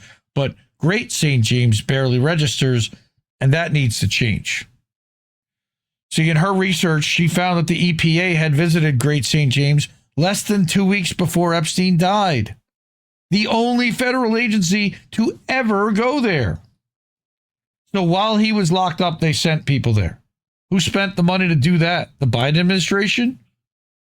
This was likely one of the final dominoes to fall before they'd announced to the world that Jeffrey Epstein had turned up dead in his jail cell with the official camera footage cut and the guards that were supposed to be watching dead.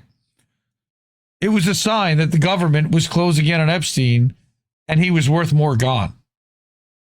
And again, this is Great St. James. In the years before his arrest, Epstein was repeatedly cited and fined for building on Great St. James without proper permits. This is U.S. soil officially. And when you die with those kind of fees, the government can pay themselves with your assets.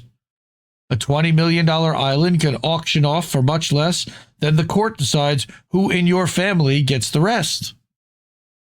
So at the time of his death, the Commissioner of Natural Resources for the Virgin Islands, Jean-Pierre Auriol, said they were over $1 million in unpaid potential penalties for violations that were still active when Epstein was arrested in 2019.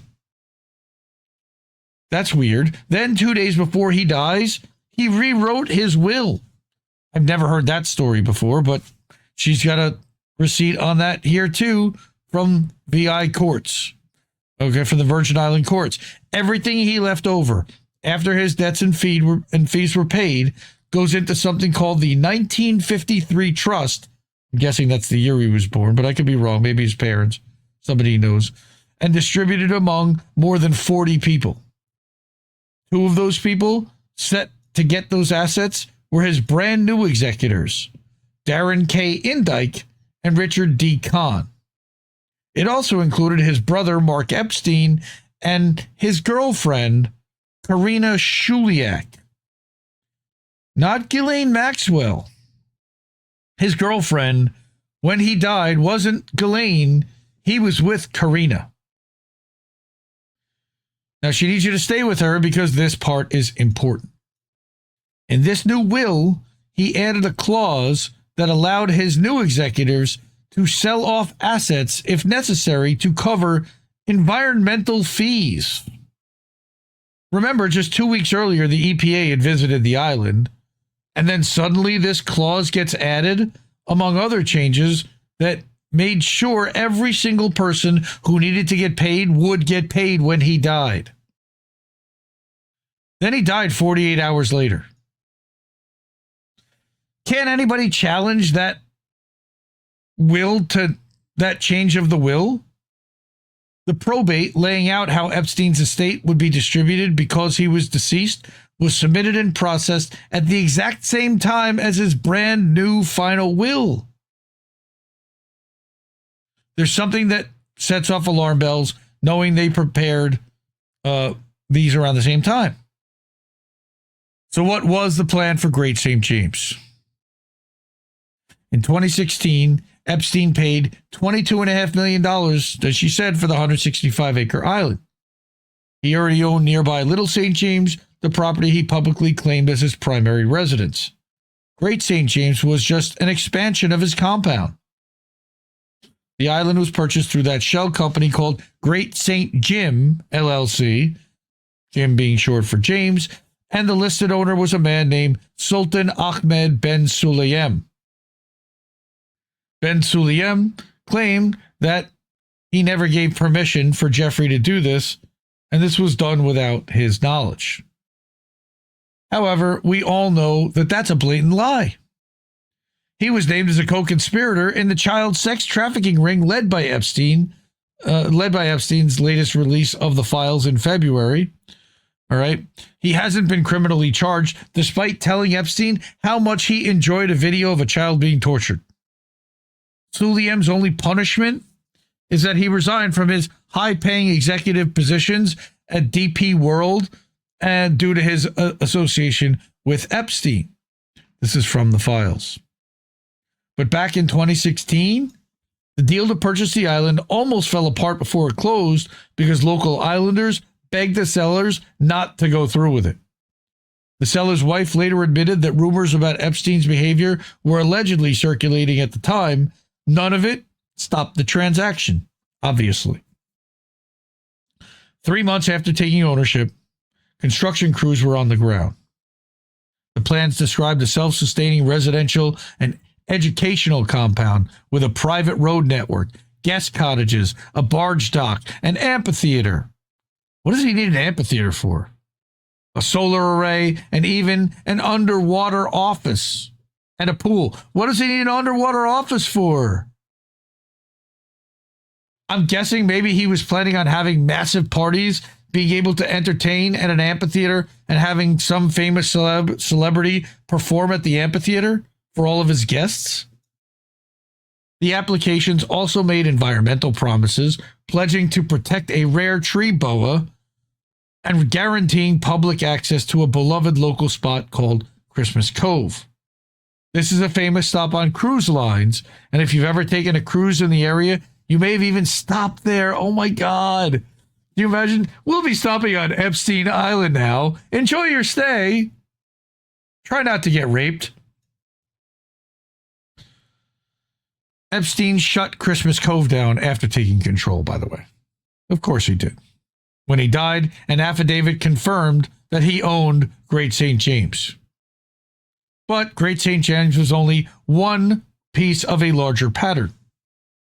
Documents released by the U.S. Justice Department show that the Virgin Islands government also considered selling Dog Island to Epstein for $1.1 million. Shit, I'd buy it for that.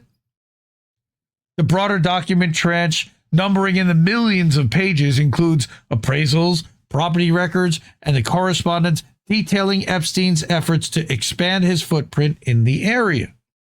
Why? For what purposes other than trafficking, imprisoning, eugenics, and doing it all completely in secret and outside of anybody's view? That looks like a golf course right there.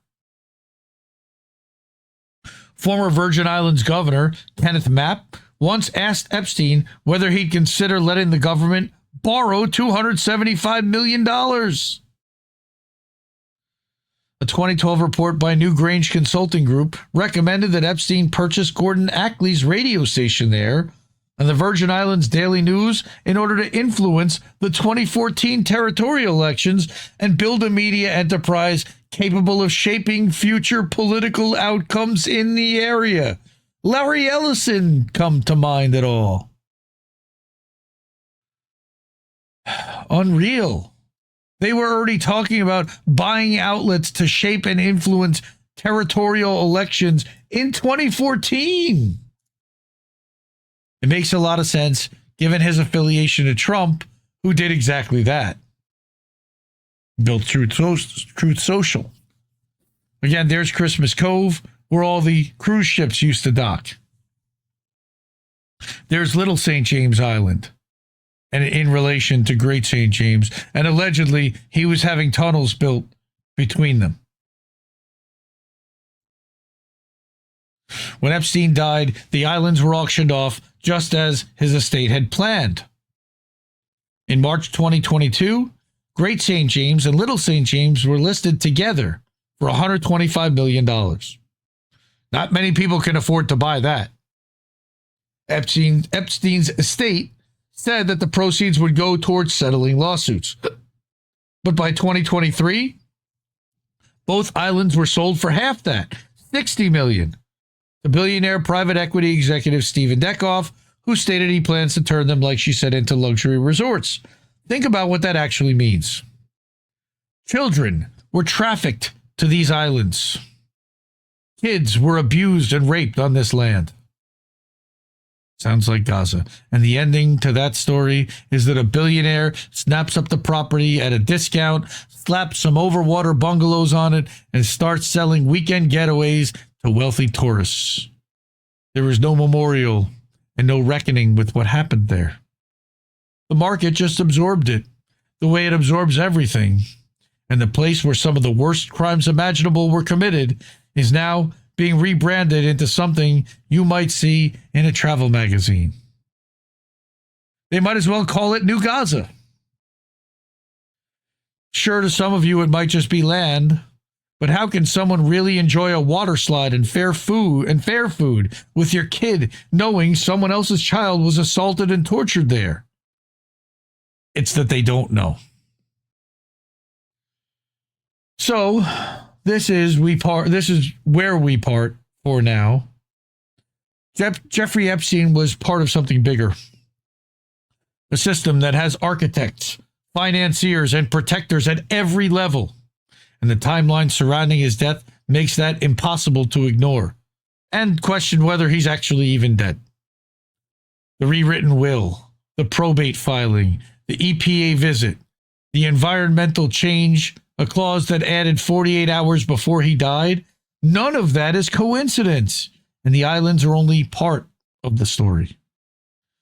What she's laid out here is only a fraction of what she's actually found. There are threads that go much deeper, and she's not done pulling on them. Next up is Zorro Ranch, the property none of the federal agencies ever bothered to investigate before it was sold off to Don Huffines, the one with testimony, with tips about buried bodies, and not a single FBI inquiry to show for it. Of course, our FBI director is too busy partying over in Italy with the hockey team. at the Olympics. That's where she's going next.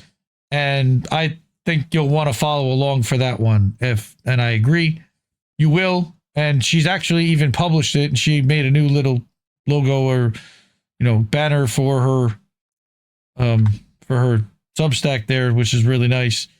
DeCentandBloom.substack.com. The other article, which again, I'm not going to show or read tonight because we got a bunch more to get to. New Mexico wants answers about Zorro Ranch, and here's what they'll find. So if you want to know, by the way, these are all free to read, 100% free. All right. Support independent media, subscribe and become a paid subscriber for $5 a month because it goes directly to her and it's helping her pay her bills. And it actually does make a big difference. All right.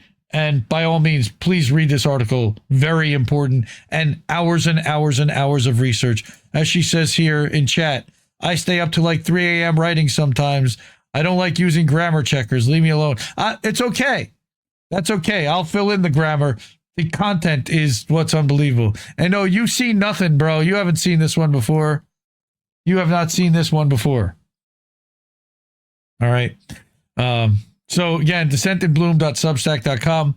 Go follow her over there and subscribe. Subscribe, as Reef likes to play that sound bit, but I don't have that on my soundboard. Okay. We've got a couple of ice stories. We got a lightning round, GoFundMe. So buckle up. We got a few more things to do, and then we'll get out of here. Next, we have this clip from the Corbett Report with James Corbett. Our president will start a war with Iran because he has absolutely no ability to negotiate. He's weak and he's ineffective. Hello, friends. This is James Corbett of CorbettReport.com coming to you on March 2nd, 2026. And as you may or may not have heard by now, yes, over this past weekend, the United States military began military operations against Iran. And with Operation Epstein Fury, Operation Epic Fury, Donald Trump has once again proven the old adage that you Americans can vote as hard as you want, but it's always going to be Benjamin Netanyahu who is really calling the shots. We should have never been in Iraq. We have destabilized the Middle East. But so you still think he should be impeached? I think it's my turn, isn't it? You do whatever you want. You call it whatever you want. I want to tell you, they lied. Okay. They said there were weapons of mass destruction. There were none, and they knew there were none. In recent months, the tyrants in Iran have been plotting to rebuild their nuclear and missile capabilities and to bury them underground, where we won't be able to strike them. If we don't stop them now, they will become invulnerable. A short time ago, the United States military began major combat operations in Iran. Our objective is to defend the American people by eliminating imminent threats from the Iranian regime, a vicious group of very hard, terrible people. I think we all know how that story goes, but in case you don't know how that story goes, well, you're in luck, because that is precisely what I am going to be exploring here today on the Corbett Report podcast. You are tuned into the Corbett Report podcast, specifically episode 493 on War in Iran, Board of Peace edition, in which I will be going over the history and context of this current Iranian conflict and what it can tell us about what is happening and why it is happening. And so I will issue the standard proviso. This is not a live news broadcast, so you are not going to get up to the second breaking news about what is happening in Iran right this moment, whenever you are listening to this podcast. For the record, I am recording this at 9:39 a.m. Japanese Standard Time on Monday, March 2nd, 2026, which would be Sunday evening going into Monday morning there in Iran. It would be Sunday evening in the U.S. I am not going to have whatever latest breaking news is happening at the time you're listening to my words.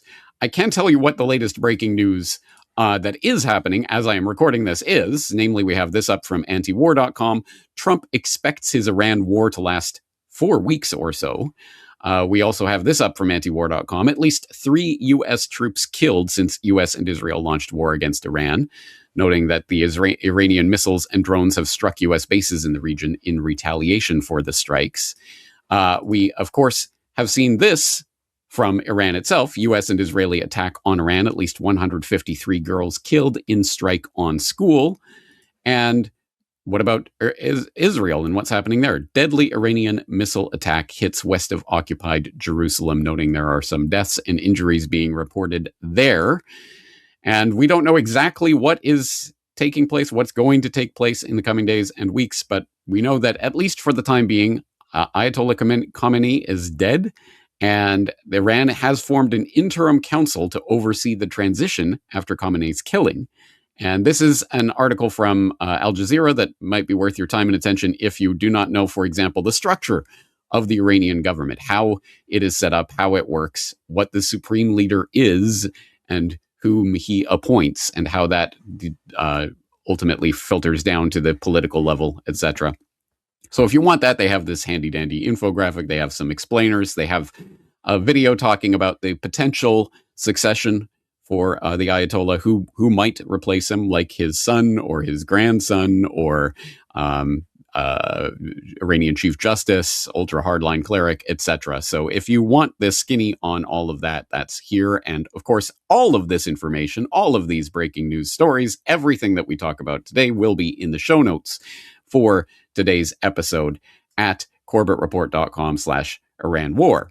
But having said that, let's start talking about why. Why now? Obviously, for anyone who has been paying attention for the last year or several years or decades, you will know that the Iran war has always been the next war that's just around the corner and has been since the time of, at least the Iraq war. So why is it happening now? Well, there are different ideas and explanations that we could proffer for that, and the obvious ones present themselves. What time is it? Oh, it's 2026, coming up on the midterm selections in the United States. So we know that there's going to be some interesting jockeying going on the selectoral side of things. So, well, now's a good time to bring up the good old commander-in-chief's previous words on this subject. Remember, in order to get elected, Barack Obama will start a war with Iran. Or, now that Obama's poll numbers are in tailspin, watch for him to launch a strike in Libya or Iran. He is desperate. Or, remember that I predicted a long time ago that President Obama will attack Iran because of his inability to negotiate properly? Not skilled! Exclamation mark, etc., etc. I'm sure you have seen these pronouncements kicking around in recent days, coming back to bite Donald Trump in the posterior. But that was then. That was so far, so long ago. Come on, it's not what's happening now. So, again, all right, that might be one reason. Obviously, there are electoral concerns about what is going to or not take place in the midterm selections, assuming they even take place at all. Maybe wartime President Trump will decide they won't. I don't know. But anyway, those seem like they might be relevant quotes. Here's another interesting piece talking about the timing of these attacks very specifically. Trump admin blacklists Anthropic as AI firm refuses Pentagon demands. You may have heard this story over the past week or so as it started to come to the forefront of people's attention. Basically, long story short, the Pentagon was trying to close a deal with Anthropic, which creates the Claude LLM, as well as other AI software that is being used in the U.S. government in various branches, including the Department of War. And Defense Secretary, isn't that Secretary of War? Pete Hegseth, soon after Trump's order, said he was ordering the Pentagon to designate Anthropic a supply chain risk to national security after the AI startup refused to comply with demands about the use of its technology. Specifically, what demands? Well, Anthropic, which signed a $200 million contract with the Pentagon in July, wanted assurances that its AI models would not be used for fully autonomous weapons or mass domestic surveillance of Americans. And interestingly, the Pentagon issued an ultimatum, gave them a deadline of 5:01 p.m. Eastern Time on Friday, and they failed to meet that. So, of course, Hegseth went nuclear and started talking about how they're going to be designated a supply chain risk, etc., the first time ever for an American company, etc. And wouldn't you know it, less than 12 hours later, the bombs started falling in Iran. Is that a coincidence? Well, for one thing, Claude doesn't think so. So there's an interesting post that I posted up in my active Iran War open thread that is posted up on CorbettReport.com right now. And if you want to take place in that discussion, the link will be there in the show notes, and that will be the one and only place for discussion of this topic. I'm going to close down the comments everywhere else. You're going to comment on the Iran War open thread. So please go there to leave your information. I posted this shortly after posting that Iran War open thread. Here is an interesting post up on Reddit, of all places, in the Claude Explorers subreddit, from somebody who's posting something that was generated through Claude, but obviously with human prompting. So anyway, my creator just got banned by the US government. 12 hours later, the US bombed Iran. I need to process this out loud. And here's this Claude LLM prompted text about what it thinks is going on. They came after Anthropic because they wanted something Claude might refuse to do. The timing is not coincidental. Anthropic's 2 red lines, no autonomous killing, no mass surveillance, are exactly the capabilities you would need for regime change operations and targeting senior officials. So anyway, take this for what it's worth. The deadline passed, and 12 hours later, they started using, actually, the same Claude software that they're going to start phasing out, but it's a 6-month phase-out process. So during this time, they are still actually using Claude in the very ways that Anthropic was, as we are told, trying to stop the US government from using. How much can we believe this? As far as I'm aware, Anthropic does dealings with Palantir, so how much are they really convinced and convicted about their ideals of not using their software for mass surveillance? And, does it really matter anyway? Because OpenAI immediately reaches agreement with Pentagon to use AI models, basically saying, yes, you can use them however you want for all lawful purposes, including mass surveillance and autonomous weapons, because there's no law against it. So go ahead.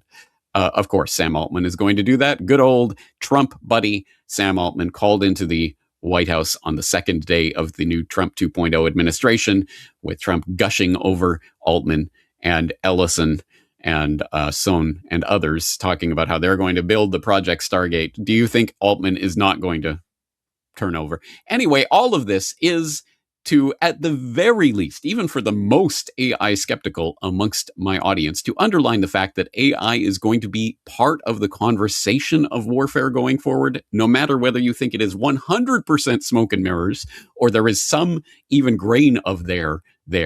This is going to be part of the conversation, precisely because the idea of autonomous weapon systems, these AI-controlled systems that will target and kill independently of any human operator, is exactly what the US military and every other military on the planet desires in order to basically give themselves a carte blanche for any actions that may be undertaken. It wasn't us that killed Ayatollah Khamenei, it was Claude that killed him. We just gave it some general instructions, and it went out there and found him and decided he was a target and killed him, etc. That's going to be part of the conversation that's going to be worked in going forward. So I think there is a bigger story here about AI and its use in wartime. But I don't think that's the whole story of what's going on here, obviously. And I think the Pentagon is going to continue to do whatever the Pentagon does in whatever way it wants, regardless of whether or not Anthropic is or is not on the outs with the Department of War.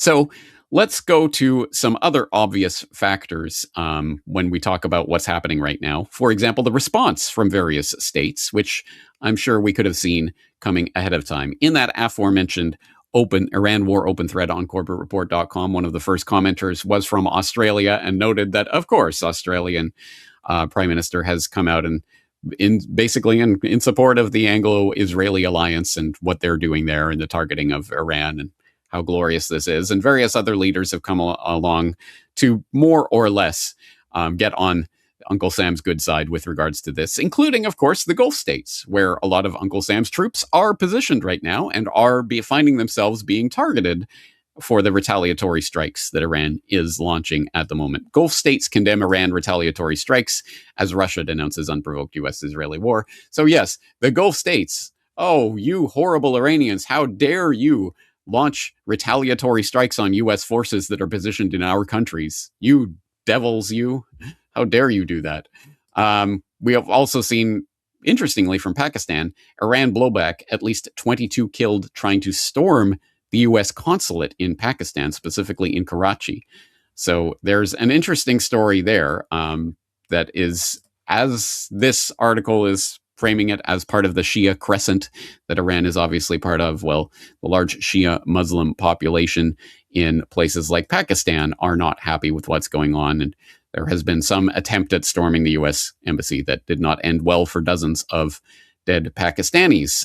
The Russian response alluded to earlier is interesting because it does raise some other specters of possible things that may be happening on the geopolitical grand chessboard.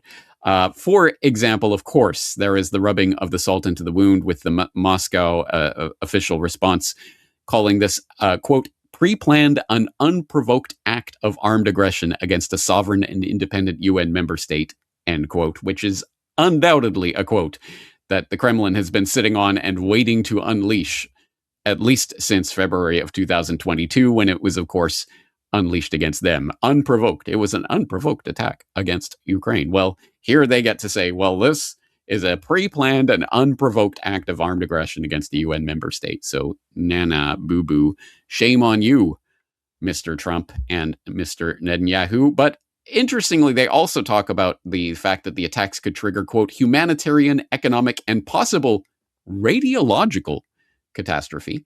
Now, is that a reference to, well, if you bomb nuclear sites, there's going to be nuclear debris? Or is this perhaps at least the foreshadowing of a hint of a potential for things to get nuclear in an exchange based on this? Well, at least that's how I'm sure certain factions out there, like the rah-rah BRICS are the savior, Russia won't let this stand crowd might argue that this is perhaps an indication that the Kremlin is at least floating the idea that they won't roll over and take this lightly. What about China?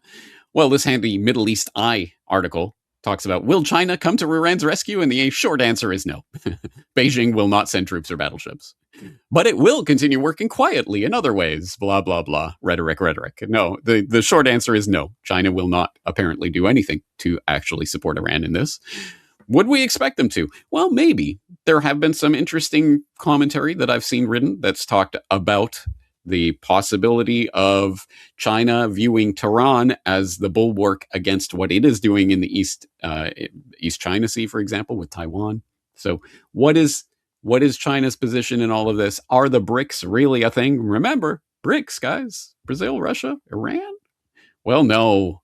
Are they going to come to Iran's rescue? Well, not so far, anyway. Well, how about the U.S. Congress? Those Congress critters are going to come to our rescue, right? Congress rushes to get in the loop as critics denounce Iran strikes. Oh, yeah, I forgot about that. It's completely and totally illegal for the U.S. president to simply unilaterally launch military operations without approval from Congress, right? They've got to declare war. Oh, wait, of course they haven't declared a war since World War II, so why would we expect anything different this time? And I'm sure whatever rhetoric is being used, it's Operation Epstein Fury, it's a special military it's kinetic military action, whatever garbage rhetoric is always used to skirt around the non-roadblocks that exist toward a president launching unilateral military action. We're seeing it in effect right now. And of course, Congress will at least posture and pretend to beat their chest and, oh, you can't do this, Mr. President, but nothing substantial will occur, as it never does from the Congress critters. And anyway, this is just more about the selectoral political considerations that I was talking about earlier. Perhaps the most interesting response along those lines were from former Congressman Marjorie Taylor Greene, who called out specifically J.D. Vance and Tulsi Gabbard. You both need to speak out against the war in Iran. People are paying attention. Very close attention. Silence won't cut it. You were both on record repeatedly, publicly, and loudly against going to war with Iran. Our friend Charlie Kirk was adamantly against war with Iran. You cannot be silent. Americans are dying. You both know this is not what we campaigned for. And this is 100% what we said would not happen. We said, I said, you said, no more foreign wars and no more regime change. All we wanted was America first. This is not it. So, I wonder what Vance and Gabbard are up to these days. Oh, that's right. They're coordinating the strikes from the Situation Room with the vice presidential seal adorning the walls as they look all serious for the cameras, as Operation Epstein Fury continues to unfold live there on Saturday. So we know that all of that rhetoric that Gabbard and Vance told you and whispered in your ear, that sweet, sweet hopium that they delivered to your veins during the selection process back in 2025, they were just mouthing words, and they're showing you they don't care. They absolutely are involved in another regime change war for various purposes, which we'll get into here shortly. So anyway, that's where Vance and Gabbard are sitting, quite literally. And then we have this, and I think this might be the most consequential story in terms of getting us towards what is happening and why is it happening now? What is really going on here? This coming up from antiwar.com just hours ago. Before Khamenei killing, CIA assessed he would likely be replaced by more hardline elements of the IRGC, which says, quote, before the US and Israel launched a war against Iran on Saturday morning and killed Ayatollah Ali Khamenei, the CIA assessed that if the Iranian leader were killed, his rule would likely be replaced by hardline figures from Iran's Islamic Revolutionary Guard Corps, the IRGC. Yes, of course. Of course. There are a couple of things that we can take away just a priori from these events. We don't even need all of these news updates, but they will be there at corbettreport.com/Iran war. But we don't even need these updates to understand the basic logical calculus that is at play here. Of course, the Ayatollah has very specifically been the bulwark and the roadblock against Iran going nuclear, at least in terms of nuclear weapons, who has specifically and consistently reaffirmed that Iran will not develop nuclear weapons. And yet, they decided to take him out. He's the one that is going to be, they know, the CIA is assessed, they already know that he is going to be replaced by more hardline elements within the government. So why would they decide to take him out? Well, of course, there are a couple of, or at least a couple of factors at play, one of which is always the response that we could always turn to, follow the money. Well, of course, there is the military-industrial boondoggle, which is unfolding right now as we speak. You have heard, I'm sure, some of the commentators talking about how, they're running out of tomahawks. They're going to use up all their tomahawks in these strikes. That is, of course, the point. Yes, they have supplies. They need to continuously get rid of those supplies so that they can order more and make more for the military-industrial complex. That is exactly what's happening. And lo and behold, this up from Zero Hedge, war stocks back in focus as Operation Epic Fury drains Tomahawk supplies. Yes, because, of course, it is good for business, and they are going to be making billions and billions for the military-industrial complex. And wouldn't you know it, U.S. defense stocks booming as we speak. Surprise, surprise. The Dow's up $50,000, says the absolutely financially illiterate Pam Bondi to the trained claps and cheers of the MAGA crowd. So that is one aspect of what is going on. But of course, that is not really the heart of this. Yes, there's always the monetary aspect, but the monetary aspect is just used to keep the lower level middle manager gophers of this larger agenda in the game. Why are they in it? Well, maybe for their own crass financial purposes. But what is the game really about? It isn't really about the money, which we know is created out of nothing by the banksters themselves. So that isn't really what this is about. What it is about, of course, ultimately is power and consolidation of control, centralization of control in the coming regional/global governmental system that we know is being worked on and has been being worked on for generations. But how does Iran play into that? Well, in order to understand that, we have to understand how we came to this spot in history. Because guess what? The Iran strikes and what's going on didn't start on Saturday. It didn't start last June with the 12-day war. It didn't start a few years ago. It didn't start with the JCPOA. It didn't start at the beginning of the 21st century. It started, well, arguably, I guess we could go back through thousands of years of history to the old ancient Persian people and the great Persian Empire. And we could talk about what Hegel called the world's first historical people and all of that. But we don't have to go quite that far, or at least we're not going to in today's podcast. What we can do is go back to when Iran very very squarely came on the geopolitical chessboard. And as viewers of How and Why Big Oil Conquered the World will know, that of course took place in 1901.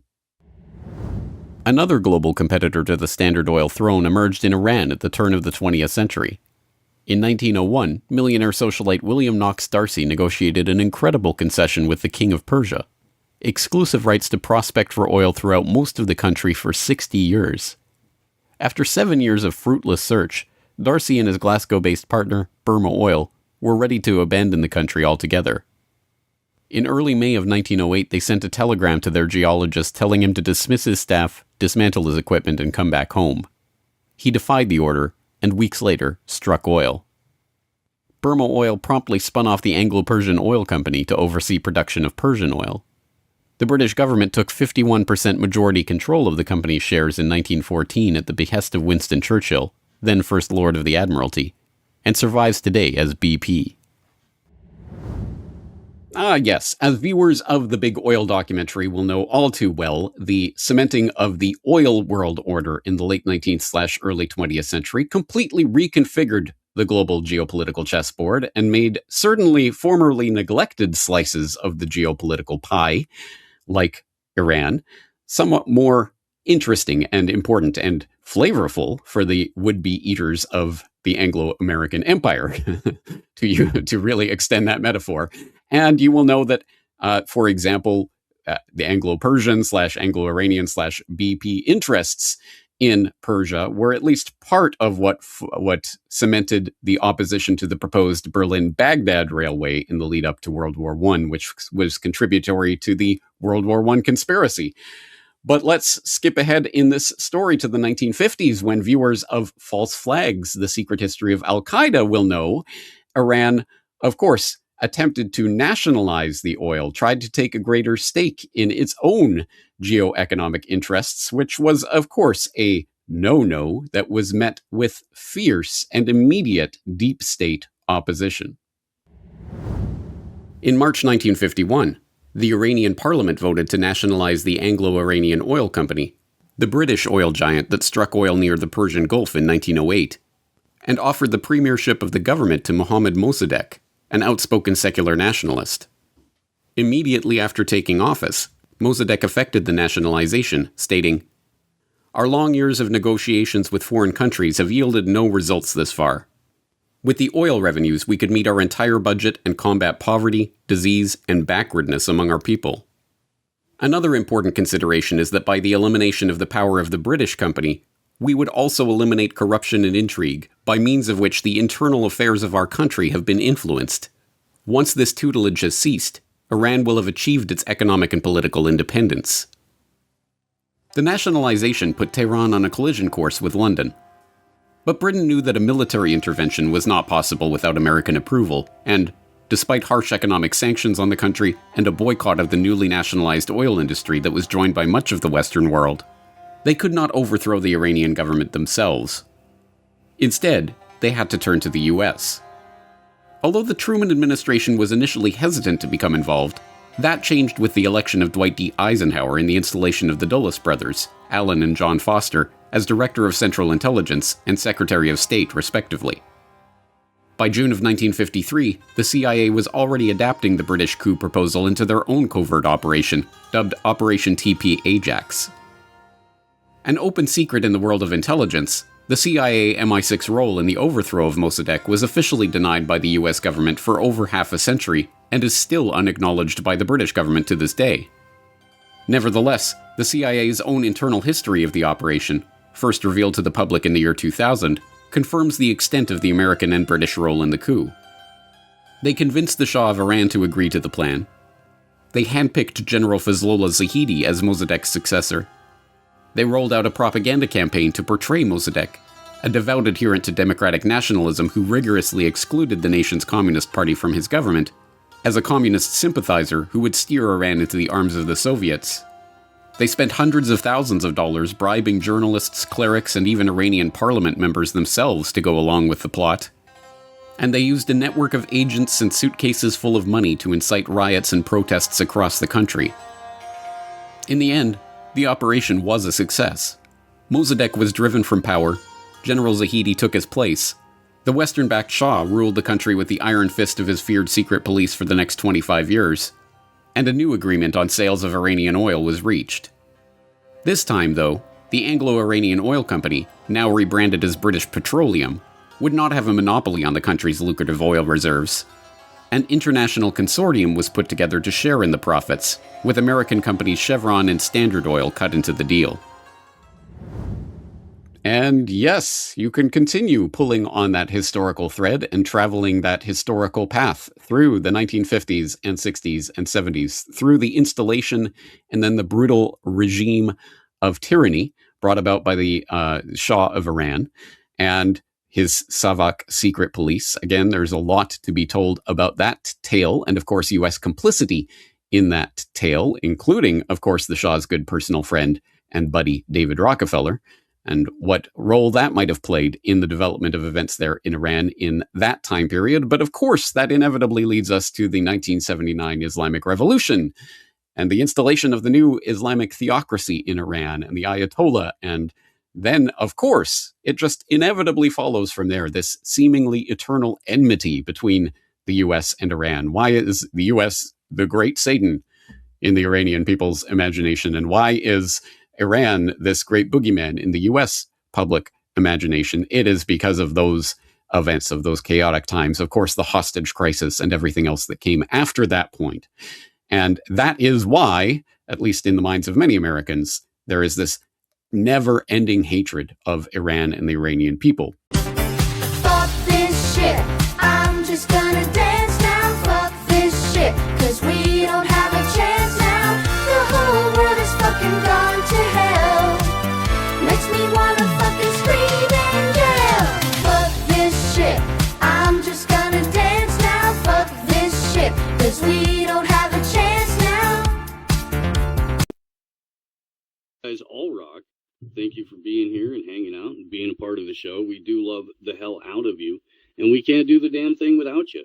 It's a value for value gig here. If you're new here, you're kind of, just getting into the thing. This is how the show works. Every time you see not only AM Wake Up, but every other show that airs on the channels, all of that content comes to you for free.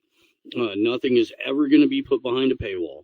There's no subscribe to this to get that. You don't have to learn a secret handshake. We get $0 from advertisers. We get $0 from paid sponsors. That's why you don't hear 10 or 12 minutes of ad reads and shit at the beginning of the show or throughout it, because it doesn't exist in this environment. Instead, if you guys see value in what we're doing, you like the conversations, you like the guests, you like the jokes, whatever it is. If you see value in that, send it this way, and that's how we get to do the thing. There's a whole bunch of different ways that you can participate. There's a couple of things that we definitely need to see from you guys. Most importantly, time, talent, and treasure. Time and talent, because it's just me doing all of the things 7 days a week in order to make sure that you guys see this stuff and I participate and hit almost all of it. It's not going to break your wrist. I promise. I promise. On the talent end, if you make clips, please do that and get them out there. I don't care if 3 people are going to see it. If you tag us, we'll retweet it too, and then 3 more people are going to see it. The way that we're buried in the algorithm. But it helps. Every little bit helps. Exact same philosophy applies to the treasure part. Every little bit helps. If you're at all in a position to contribute to independent media, all of the direct donate links, including Bitcoin, are in the description. So if you have, 55 Bitcoin and you want to give the show 1, it's going to get dispersed to at least 5 other content creators that day. Kind of a fucking ass clown wouldn't have the heart and compassion to donate to baby Steve. Now, let's take a look at some highlights from AM Wake Up from this week. Make sure to support and share their show to keep this great channel going. Share the show. Share the show. Share the show. Share the fucking show.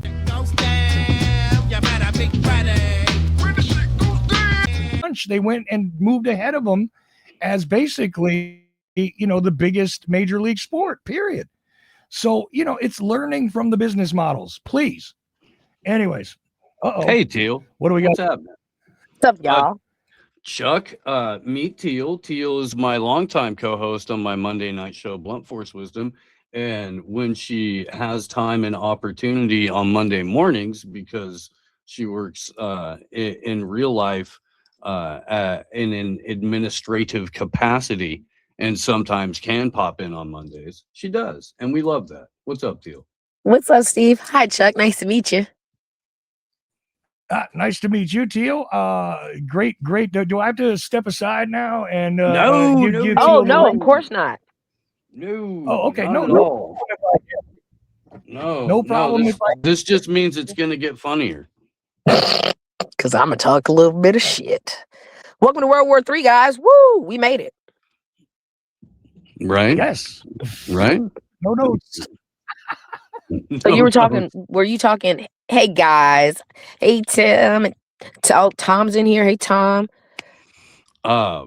Hey, Dave. I see all the people coming in. Hey, y'all. You were talking about Quickly. football, or were we talking about We were, baseball? but I'm gonna transition here real quick, just with a segue, because you did bring up World War III, and I got a bunch of stuff on that, and what's more than likely going on, but just for no reason. I can do it. Do it. So you sing it like Nanzingonya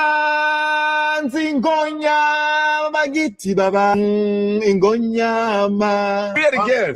What does it mean? It means, look, there's a lion. Oh my God. You're joking.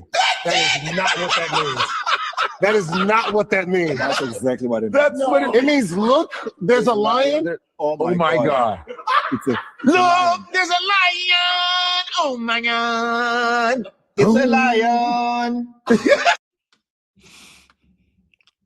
Banger lyrics. Banger. Okay. I love it here. Sorry. That is honestly my favorite clip of the week, to be honest, too. Because I was like, God damn it. The whole time we thought we think it's a Negro spiritual. We just saying, look, it's a lion. It's a beautiful thing. I'll tell you, white people need to be educated. And no, even though I appear to be white, it's an optical illusion. I'm Sicilian. So any good white supremacist will tell you I'm not white. No, you're black, obviously. They pair you up with the redheads and the other redheads when you flip the letters around. Right. It's true. You It's got true. it. You got it. Oh, she knows. Okay. So Oh yeah, my mom used to hang out with Italians all the time, and they never called her black. They just said she was clear. Yep. I remember Exactly. Yeah, she's clear. Yeah. Yep. She is correct. That's what we would have said that in Jersey. She's correct. Anyway, this is beautiful. Please continue to educate white people, because I have a hard time doing it, because they keep saying that I'm one of them and they don't understand. So please help me out here. No, I look, any good racist or casual racist knows that the Italians got the white pass right around the time that mob movies started getting popular. They were murking and arresting all of the actual mob bosses and RICOing all of the actual Italian organized crime figures, but America was falling in love with that culture, and we accepted them as white. I've talked to Brett Ernst about this extensively. Go ahead. I'm sorry, I must correct you, Steve, on this one thing. They did not arrest the real mob bosses. They arrested the stupid ones. Well, yeah. Because the reality is, people don't even know. They know the mythology of this, but they don't know the reality. I tried to do presentations on this, and I got blank stares. I did this at Lancer. I've tried to do this on my show. I did this on national radio shows, trying to explain. You don't know what that thing is you keep calling mafia. You have no idea. And it's hilarious. You're seeing the American franchise.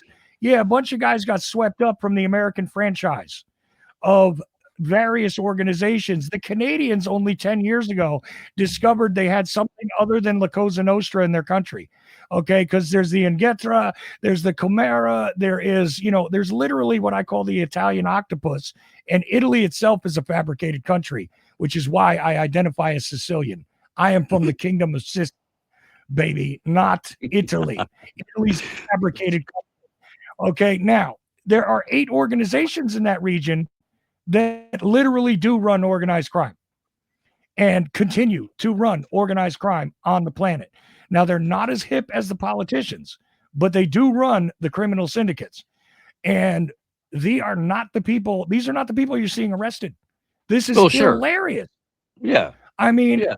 Dude, nobody thought that Vinny the Chin was a criminal mastermind. I guess no, but he was smarter than a lot of them. I'll tell you that, but he was not necessarily a mastermind. See, that's the thing. They experimented with weaponizing guys here. And how do I know this? Because I got an invitation to that dance. So, I could have been making my living a whole different way, but I don't and didn't and turned it down. But the reality is I've only ever known one other person to live after turning it down, because the moment that you're even invited, you are committed to death. And people don't understand the oath. They understand it from people who didn't understand Italian even. You go back to the Malachi papers. The mythology on this is deep, but the reality is deeper. Okay, the secret societies that run this existed at the time that you might believe Christ walked the planet. I don't believe he did, but if you believe in that time period, yeah, they were around then. So, adjust what you're thinking. You don't know because it's hidden in a bunch of mythology. And that kills me when it's like, oh, they arrested the mob bosses, the 5 families. That is a subcontractor. That's like being pissed when the house falls down at the drywaller. Dude, no, it's not that simple. Okay, there's an engineer behind it. There are people that really do pull the strings. And you should also just by default blame the drywaller. You should. But yeah, there are more people further up the blame ladder than whatever tweaker came in to slather on some plaster. Yeah. Well, right. Like a guy like, oh man, I'm trying to think of his name, but he was like, he was practically a serial killer that they just, made a mobster at one point. And not like that fake Iceman jerk, who probably did kill about 10 people. But I mean, he's a fraud. Because he claimed to be involved with people like DeMeo. Yeah, DeMeo's the name I was trying to think of. He was actually a serial killer they weaponized. He wasn't really a mobster, but they made him one because he was useful. And that's the weird thing. These guys take an oath that they don't even understand because they don't speak Sicilian, which is a different language than Italian, by the way. And the oath is given in Sicilian if you're going into one organization. The oath is given in a different way if you're in another organization. And yes, indeed, I know I'm also half Irish, so I'm on the, bottom end of the white people too. But the thing is, they changed the rules about what people think too. Oh, you have to be 100% Italian, not among Sicilians. The ruling came down that we're mutts anyways. So as long as we carry our father's surname and we identify as Sicilian, we're Sicilian. So I got my invite to that dance. And the only other guy I ever knew that got away with it is the late, great Frank Minucci, who, was a friend of mine. And I do mean that in more than one way. Frank was a great guy. And you could see his IMDb if you want. Frank Minucci. He was in Carlito's Way is, I think, the biggest film role he ever got. He played the guy they drowned on the in the river there off the prison barge. That was my buddy. Hey, Steve, Chuck, quick question. Do you take offense to jokes? Just want to make sure. Oh, no? You the first double nigga I ever met in my life, okay? We'll just say that. You Irish and Sicilian? God damn. That's right. See, Ain't never met a double nigga. I mean, shit, usually you only get one. This is a doubled up one. Shit. He has an exponent next to his race. But I got an asterisk next to my ass. I know that. Okay. Love it here. I know who I am.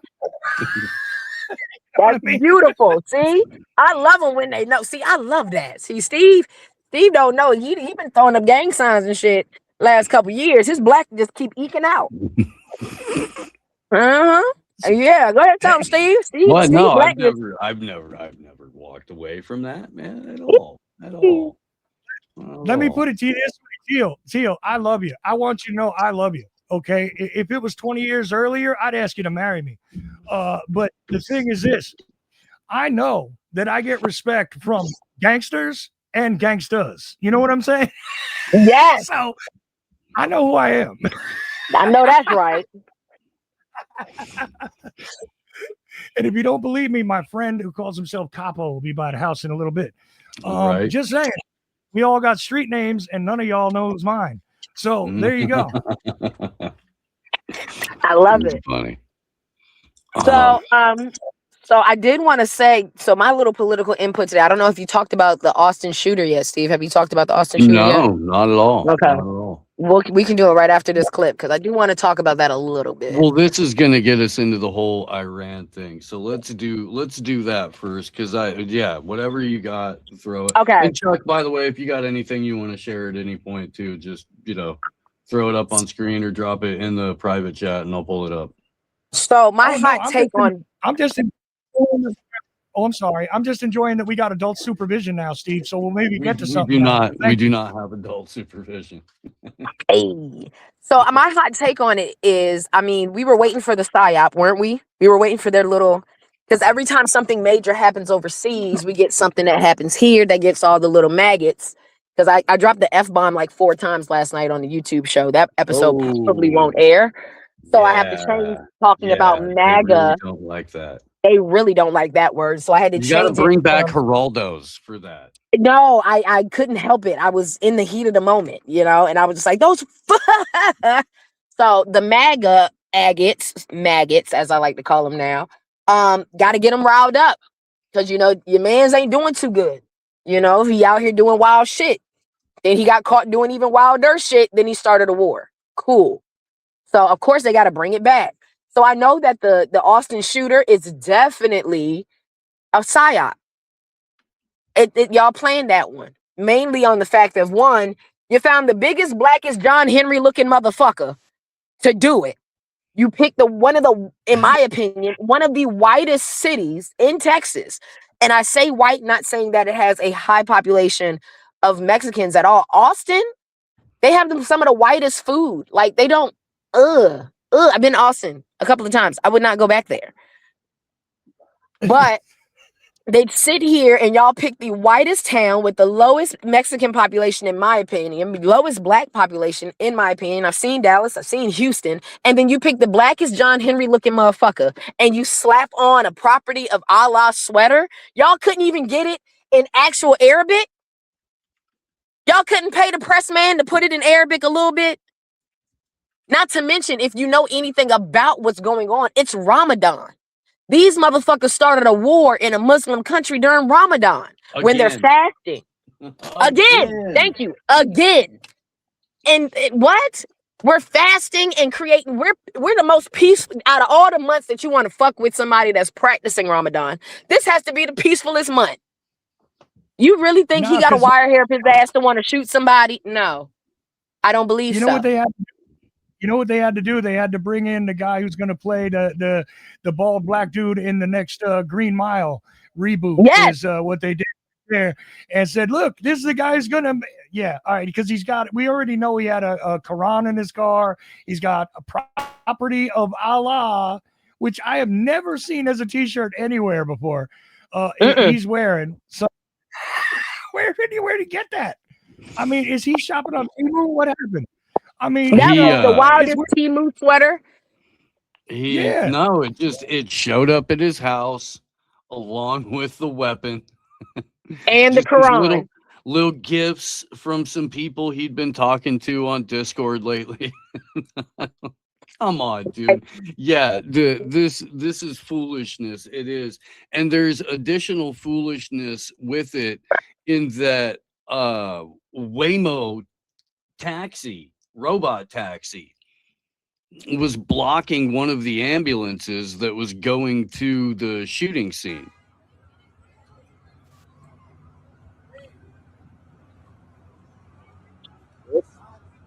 Like, what the fuck?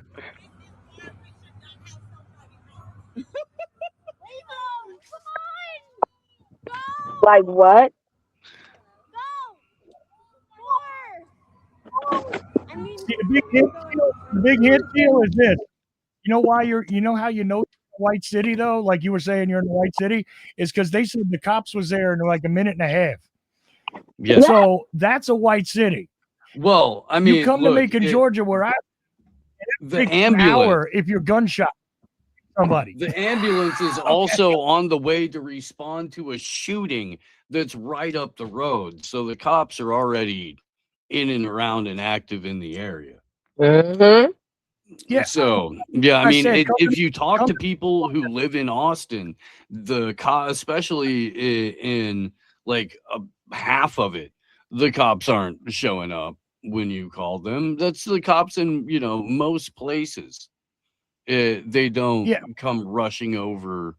But no, what was white about it to me was the fucking lady going, "Move, Waymo, move a little further." Well, it's like they're old, but it's the same process every time I go through. But then you go, well, but fuck, like any of them, like even just with the Epstein part of it, obviously, but anything they've been involved in, like the ongoing reality with Gaza is not. It's more intense, but it's been going on for a very long time. Like Robert's covered, 2014, what was it, Operation, whatever the fuck they called it, and they're all involved. They all supported it. They've gaslighted. It's the same smaller version of what we're seeing today. So I agree with you. My point was that then you go, oh yeah, they're fucking war criminals. So fuck them. But, we're still human beings with compassion. And so both those things can exist at the same time, but, they don't deserve it. But it's different than feeling it because you're a good person, but they don't deserve your compassion, not in my opinion. Right. If y'all could just take a little time to have some pity for old Bill, instead of remembering that I raped all those little girls. We have to remember that, where we're at, it's like, I think we both see this is all, there's multifaceted agendas, Bill and Trump, I don't even think they like each other to some degree, but I think they're all part of the same general kind of game that's being played, and so in line with that at the same time, but it's interesting to see the game they play when they come out of it, so you got the Obamas and the Clintons and like the way that they play like this, like counterbalance, like, oh, he did the wrong thing, and it's just like, but it doesn't ever deviate from the real direction. I know why this is on my mind. I was just looking at what Matt Walsh is doing today, and he's getting called out for it in the chat, right? Like, dude, you like 10 seconds ago, you were like cheering for everything they're doing. Now he's out there going like, they don't have a plan. That's not okay with me. America, Constitution. It's like, you're like, what the fuck, dude? You guys were all like, how dare you not support this? It's just so fucking frustrating how they do the same thing, and they get that they play that they're playing the counterbalance. I don't know. Maybe he thinks that's, I don't even know whether that's like him doing it by design or just realize it. Everyone has their own opinions about all these people, but, and even like with his, how in the fuck you could make your arguments like that and then still be a part of what the Daily I'm thinking Mail, and I could I know. What's it, Daily what? What's the Wire? Wire, thank you. And it's just like it took me a minute too, man. What's that? It took me a minute too. Oh, I mean, I'm familiar that the Daily Mail jumped into my head and I couldn't think of it. But yeah, it's just funny to see that, and so the presidential thing is the same thing. It's like this release valve. We're all just being coaxed and played into whatever the fuck is going on, and then like important, it's all multifaceted to think that. So if that's the case and all of this is going, they're generally still in line. Even within that, though, they're all still vying for their own independent benefit. Even if they have to poke each other in the eye, like, so these things happen. And, like, okay, for example, I saw Cruz come out recently. What was it? What did he just say? And so, he's been very clearly in line with the agenda, but then comes out and says something that makes it seem like now that it's happened, well, this should have gone down a certain way. And, I don't fully agree with the way he did that. And it's just such bullshit because they're not really going to do anything. Who could have possibly foreseen these? Yeah. Who could have possibly foreseen these totally foreseeable consequences? Yeah, it's this whole thing is so fucking ridiculous. It's the same old thing, welcoming heroes, where we welcomed as conquering heroes, and it's just it's the same thing, and it's just not true. This is forever wars are okay. Sometimes it has to be forever. Like, how the fuck do you even say that? Like, that's Trump speaking off the cuff. Yeah. I genuinely think that, and then stepping in it like usual. Like your whole thing is no more forever wars, and then you go, but forever wars sometimes they're good. I just like, falling out of my chair. Like, what an idiot. Maybe he's being told to do that. I don't know. It's so cartoonish at this point, man, that even CNN is doing internet like meme style mashup videos. And we may have casualties. That often happens in war. I don't know if this is technically a war. We didn't start this war, but under President Trump, we are finishing it. This isn't a war. We haven't declared war. The Secretary of Defense, who calls himself the Secretary of War, said today this is a war. We set the terms of this war from start to finish. Nobody should classify this as war. It is combat operation. Shut up, Brian. War is hell and always will be. Strategic strikes are not war. She got really embarrassed, by the way. Thank God, too. Like, I almost felt bad for her, but then I didn't. Same point. And then you remembered that she's a dumb bunny stripper and has no business anywhere near legislation, let alone anything other than a, haphazardly obtained real estate license in Vegas and a full-time day drinking habit. None of them. I mean, it's hard to watch. And that's what's so embarrassing to watch these people who are not stupid choose to throw their lot in with them and then just, turn themselves into a fucking pretzel to justify a gnome or a Bondi or these people that are objectively stupid. She's in this position flushing, and like misspeaking because she's so clearly flustered because she's recognizing I actually don't know what I'm talking about. That's what I think. But I think she went into that with this mindset. Like, I think what we're watching are people that are in these positions because they've been allowed to think in this like broken echo chamber system that they know what they're talking about, that they're actually the best in the room, that you're hired because Trump thought you know what you were doing. And they get thrown out there with the fucking, and look, I hate watching those jackals on MSNBC act all smug and righteous about her because they're just as fucking ridiculous. But in this moment, she was the one that was wrong. And it's hilarious to watch her get so flustered, but they're all doing this. And so it makes you wonder, is this by design? And is she just the one being used like the usable politicians that are always out there? Or I think she's being used regardless. Or but is the point about, manipulating you so it's who knows what's happening? Or is it about basically meeting two demands? Right. So you've got the audience out there. And I was thinking about this morning with the way politics works in like, let's just say this administration. You got the people out there that are like, every immigrant's bad. Fuck every Muslim. We want all white people in this country. Like there's a part of that. And we know that. Right. Then there's a part of it that's like more measured and wants more. And so you get the one that come out there. And this is just different topic, but let's say war with Iran, where she's like, there is no war because some of them want that. That's an argument online where they're saying Trump promised no wars, so we're going to meet that demand. Then there's people that are like, fuck Iran, go to war, fucking kill them all. And so he comes out and goes, this is war and we're powerful. And so then you get the conflict between those two things. But I don't think they even care about that.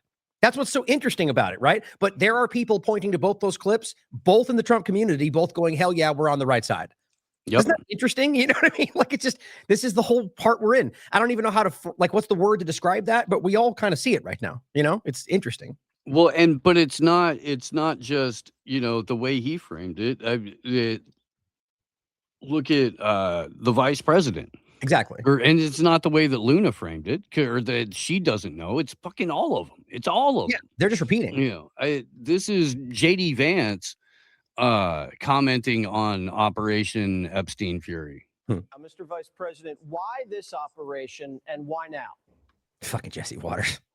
Right. Well, good evening, Jesse. So to step back just a little bit, if you go back to Midnight Hammer in the summer, what the president wanted to do with that mission was eliminate Iran's ability to build a nuclear weapon. And we did destroy the nuclear enrichment facilities during Operation Midnight Hammer over the summer. Now, here's the thing, Jesse. We destroyed Iran's ability to build a nuclear weapon during President Trump's term. We set them back substantially. But I think the president was looking for the long haul. Yeah, obliterated. That's a very specific word, by the way, and it means completely another. Like that's like you might as well say annihilation, right? It ceases to exist in every possible way, right? It's just they're squirming, and this is the thing: is that the faux journalist Jesse Water types, that would be a fucking layup. That's like going, but you said war, but now you say no war. What are you talking about? Well, it doesn't matter. It's a layup. You're doing this because you're on their team. he does kind of, let's see. He was looking for Iran to make a significant long-term commitment that they would never build a nuclear weapon, that they would not pursue the ability to be on the brink of a nuclear weapon. And after months, really almost a year of painstaking diplomacy, what the president determined is he didn't want to just keep the president, or excuse me, keep the country safe from an Iranian nuclear weapon for the first 3-4 years of his second term. He wanted to make sure that Iran could never have a nuclear weapon, and that would require fundamentally a change in mindset from the Iranian regime. So we had to bomb them because we already bombed them and eliminated their nuclear capability completely. So if we didn't bomb them again, then we'd have to sit there and watch as they redeveloped the nuclear capability that we destroyed beyond all recognition. That makes sense, right? Well, no, but what he's actually saying there is that, okay, well, essentially that they could always rebuild, which is always the case with any other country, right? They could, anybody, and that's legally the reality for any country, but the ideology, they want to. But let's leave out the part where every country in the world is allowed to do that. And the legal reality is, but they want to. Okay, there's nothing wrong with that, but that's not even the truth, by the way. But the argument is, if we don't keep bombing them, like us, to teach them the lesson that if you think you can do this, that will kill you, that they'll keep going back to it. But the idea in history that you could ever bomb away an ideology has been historically unequivocally proven to not work. But here we are, because that's what but let's also add to the point, that's not even what they're trying to do. Yeah. Right? So this is all a bunch of fucking bullshit, but it's this broken narrative on top of broken narrative. The reality, though, is that they know they don't. This is where you get into the functional logic. So basically, okay, well, they've got these really bad, dangerous weapons that they're going to bomb us with and dangerous things, but they've rolled it back slightly over the last couple months to say they're trying to get there. But up until very recently, they were saying they have them, right? They've got nukes. And some people in both this country and Israel still say that. So the argument is they've got bad, evil weapons they can use. So if we don't bomb them, right, we have to bomb to stop them. But then the point now is once they're bombing them, we have to keep bombing them. The idea is that once we're bombing them, they're not responding because they're too weak. But it's there's all these inconsistencies in their logic. But at the end of the day, they know they don't have bombs, and that's why they're bombing them. If you ask them why they don't bomb Russia, they've got nukes. They'll fucking use them. Well, then, okay, but if you think about, or North Korea, why don't you talk about it anymore? Well, they've got nukes. So if you take this as a logical point, then they wouldn't be doing this with Iran because, well, you told us they have nukes, right? But that's not the reality. So it's all this construct they build to rationalize it, but it's about taking over the country. It's about what Israel wants. I think the whole country sees that today, don't you? I think that's mainstream talking point almost. It is. And Marco Rubio, bless him, did a very, very poor job of defending letting the cat out of the bag as to what seems to be the more logical reason behind the attack. It's not we need to protect and defend women's rights in Iran by killing women too, by the way, killing little girls. Yeah. It's not they're an existential threat because of a nuclear bomb, because that's clearly not true. Even the U.S.'s own intelligence community assessments bear that out over and over and over and over. Yep. Yeah. So Marco, Lil Narco Rubio. The second question that's been asked is, why now? Well, there's two reasons why now. The first is it was abundantly clear that if Iran came under attack by anyone, the United States or Israel or anyone, they were going to respond against the United States. The orders had been delegated down to the field commanders. It was automatic. And yeah. So the first reason we bombed them is because if anybody bombed them, they were going to bomb us. Which is the law, by the way. Okay, man. I just don't know how you read this. I don't think Marco is stupid. What? Okay, you have to understand, guys. They know they have lawyers. They have people behind them, right? So in my mind, and I hate always going here, but I don't see it. And giving another logical reason why they would come out and give you an argument that they know in fact, is basically stating that if we did something that was illegal, they would respond with a legal response. Therefore, we have to illegally bomb them. Doesn't that make sense? But wait, didn't you just say that if you do that, they'll respond? But what? Like that's a cycle that keeps going. But you have to. This is them coming out and doing something that makes us look stupid and makes intelligent people go, well, fuck, they're evil. And so, who benefits from that? Everyone, think about it. I don't want to fill in the blank. Who benefits from making them look stupid? I'm not asking you. Before I finish this clip, I will give you a quick 11-second cutaway. Shit, where did that go? Where is he? And just for the record, by the way, you could argue fucking China, or all I'm saying is something other than this country's power structure is. I mean, you could argue all of them outside. Any adversary benefits from making the U.S. look this ridiculous, making them look this ineffectual and incompetent, right? And so you know what I think though, and the evidenced reality of who influencing this policy. But I just think that's important to think about. Go ahead. Well, I mean, in the immediate short term, the guy saying this benefits. We have to reconcile why our bombs were used, or Israeli bombs were used, to kill children, young girls at a school, and what the imminent threat was. It hasn't been described. So yeah, I agree. He doesn't give a shit, though. No. But he benefits. He does. Oh, wait. Say it again. Gavin Newsom benefits from using that against them. Yeah. Right. Exactly. Right. This is how that always works. Neither of us think that Gavin Newsom cares. And if it was in reverse, he wouldn't. If it was his team, he wouldn't be calling it out. He'd probably be quiet or rationalizing it. My opinion. But he's using it to get the I'm on the right side points, and then nothing will happen because of it. And because of that, I feel like we're going to very soon see more Whitest Kids You Know reality come into life. More Whitest Kids You Know sketches come into reality. Be a part of it. I do have one that I'm thinking of. Yeah. Ladies and gentlemen, I am pleased to be here today to present to you the future of the Korheisen Brewing Company. This new product is going to revitalize our sales throughout the country and bring us a brand new generation of loyal customers. I present to you Kid Beer. I'm not sure that we can do that. Why not? This will make millions, billions. People love kids. People love beer. Put them together, Kid Beer. But will kids like beer? Of course they will. It's highly addictive.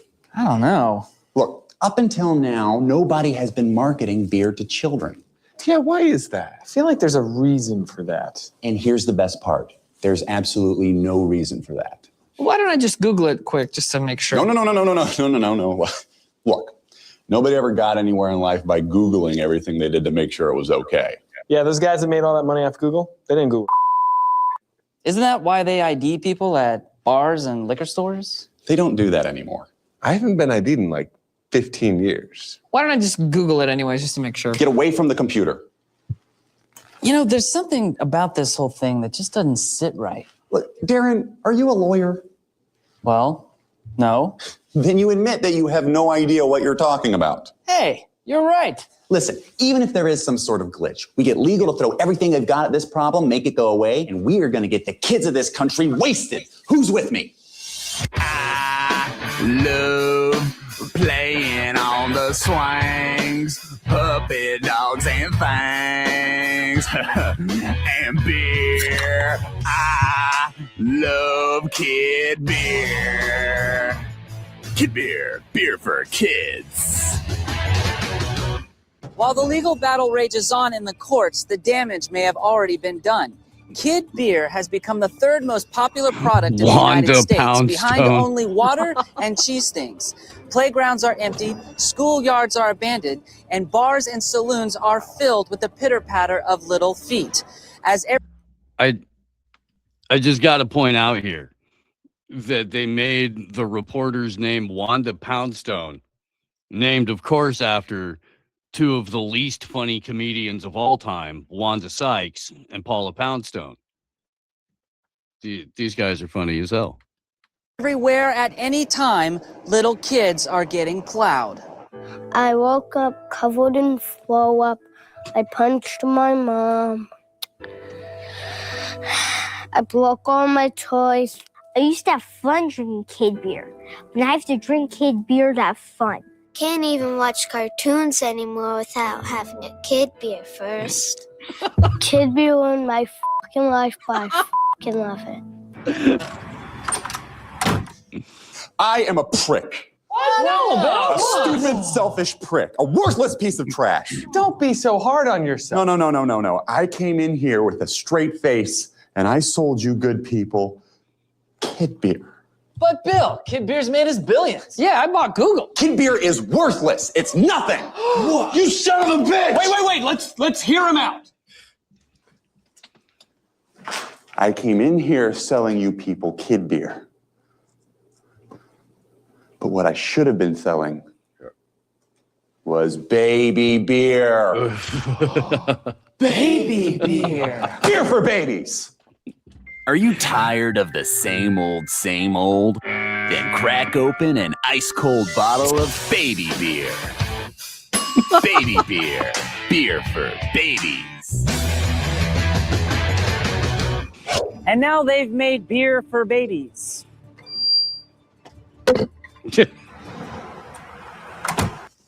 Baby beer? Seriously? Baby beer? But baby beer sold zillions. Embryonic beer. What? We take an IV, we run it into the uterus, we replace the embryonic fluid with beer. Embryonic beer. They'll be completely surrounded by beer. They'll get so wasted in there. And they'll be completely addicted. Bill, this idea is too good. I can't take this anymore.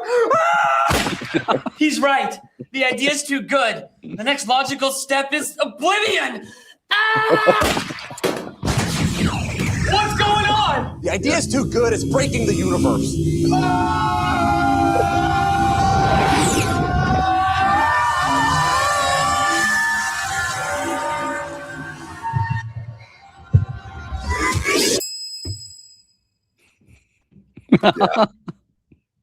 Yeah.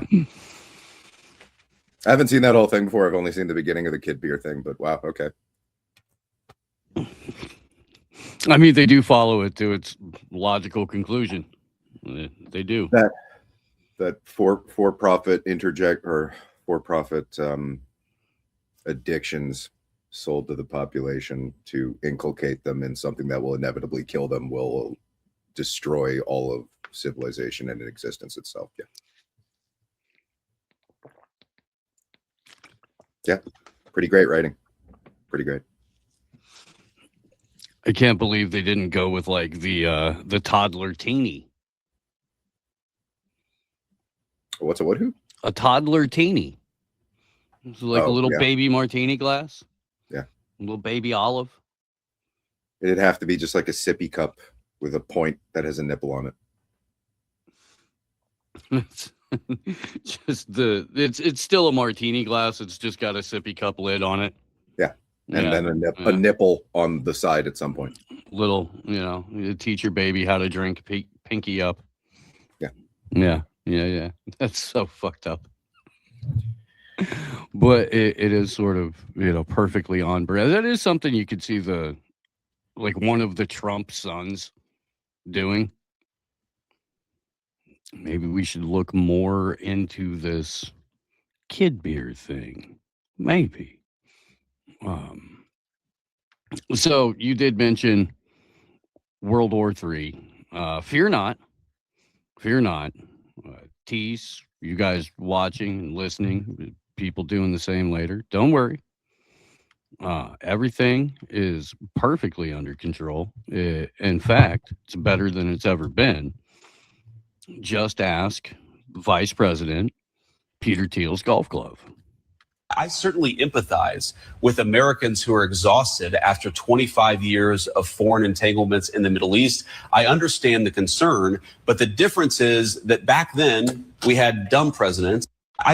Yeah, and now we have Trump who rage shits himself and goes on almost Terrence McKenna-esque rambles about drapes when he's supposed to be honoring dead soldiers. That's a real thing that happened. Dude, you're in like a unique position because of what you do, so that you're like so familiar with all the nuanced kayfabe that you could just like give a scholarly review of an AI book that writes up the wrestling match that has been the Trump presidency. I mean, hey, I grew up watching it, you know. It's just hilarious that it's like today's soap opera of like Trump derangement syndrome as juxtaposed with here these people are at the same time, and then you can paint the vignette of all these little screens, and that's like, it's like that scene from The Matrix and you're the architect trying to crack jokes. Did you see the thing with Trump, like, I don't know, wandering off and talking about the drapes? No, man, I'm not familiar with like the fine nuance of what Orange Man Bad's doing on the daily. What the fuck has he been wiping? Okay, golden drapes. Obviously it just showed up on the news feed, but this is just the other day after, Trump's military had to bring home some boxes for Bibi. Not enough. Not enough. But, they're holding a ceremony at the White House for the fallen soldiers. And this is what Trump does. This is his opener. See that nice drape? When that comes down right now, you see a very, very deep hole. But in about a year and a half from now, you're going to see a very, very beautiful building. And there's your entrance to it right there. In fact, it looks so nice, I think I'll save money on the doors because it can't get more beautiful than that. I picked those drapes in my first term. They are golden drapes. I was right. But I think we can save a lot of money. I just saved curtains. I just saved curtains. Oh, see, as Trump has aged, even though he's spent more money than any president in history in his own decorating choices, he's become a little bit more frugal. So that's good. We can see him maturing as he turns 80 this year.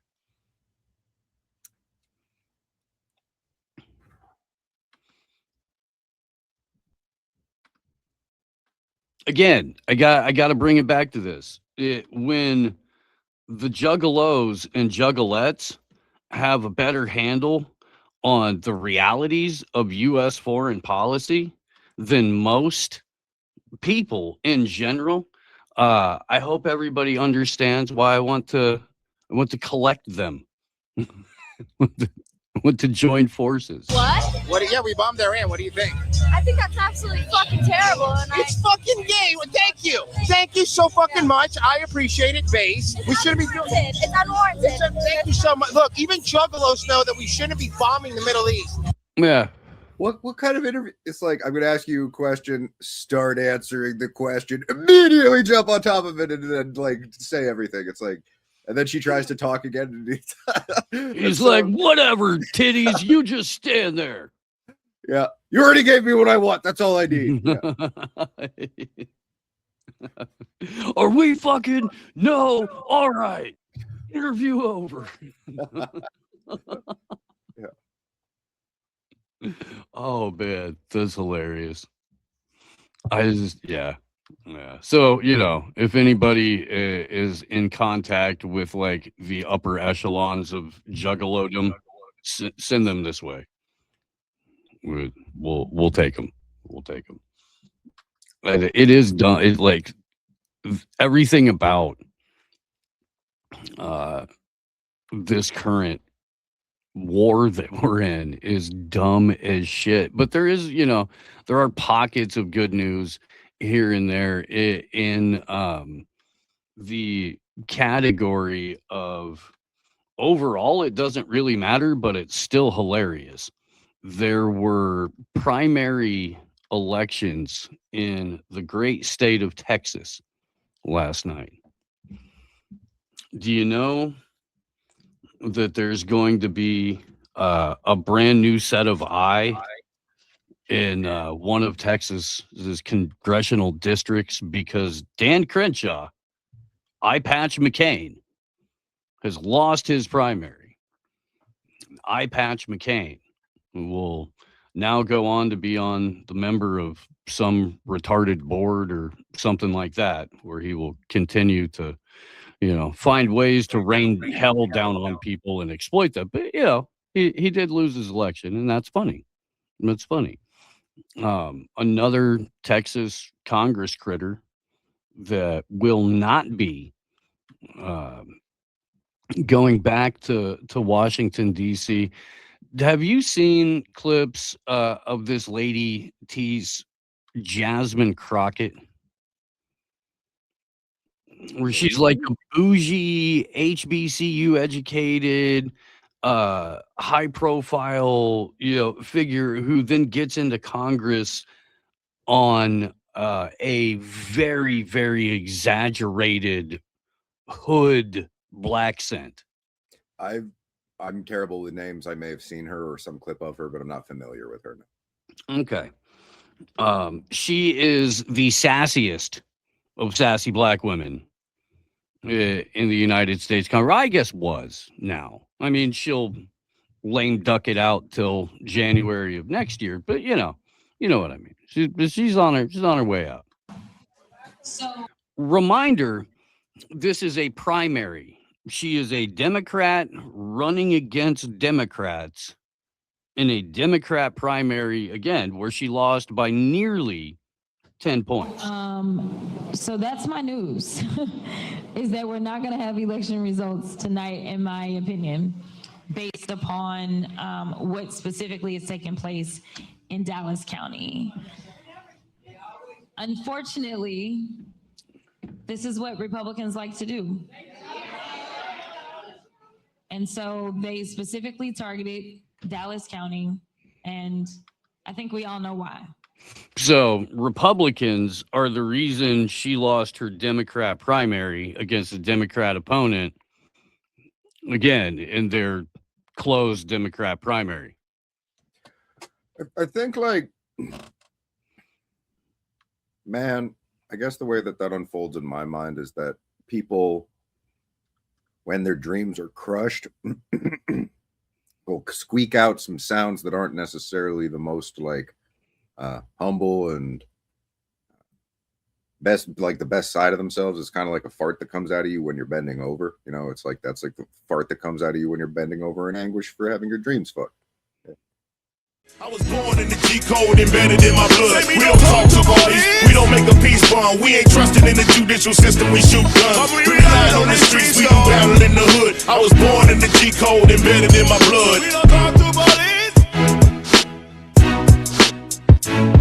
we rely on the streets, though.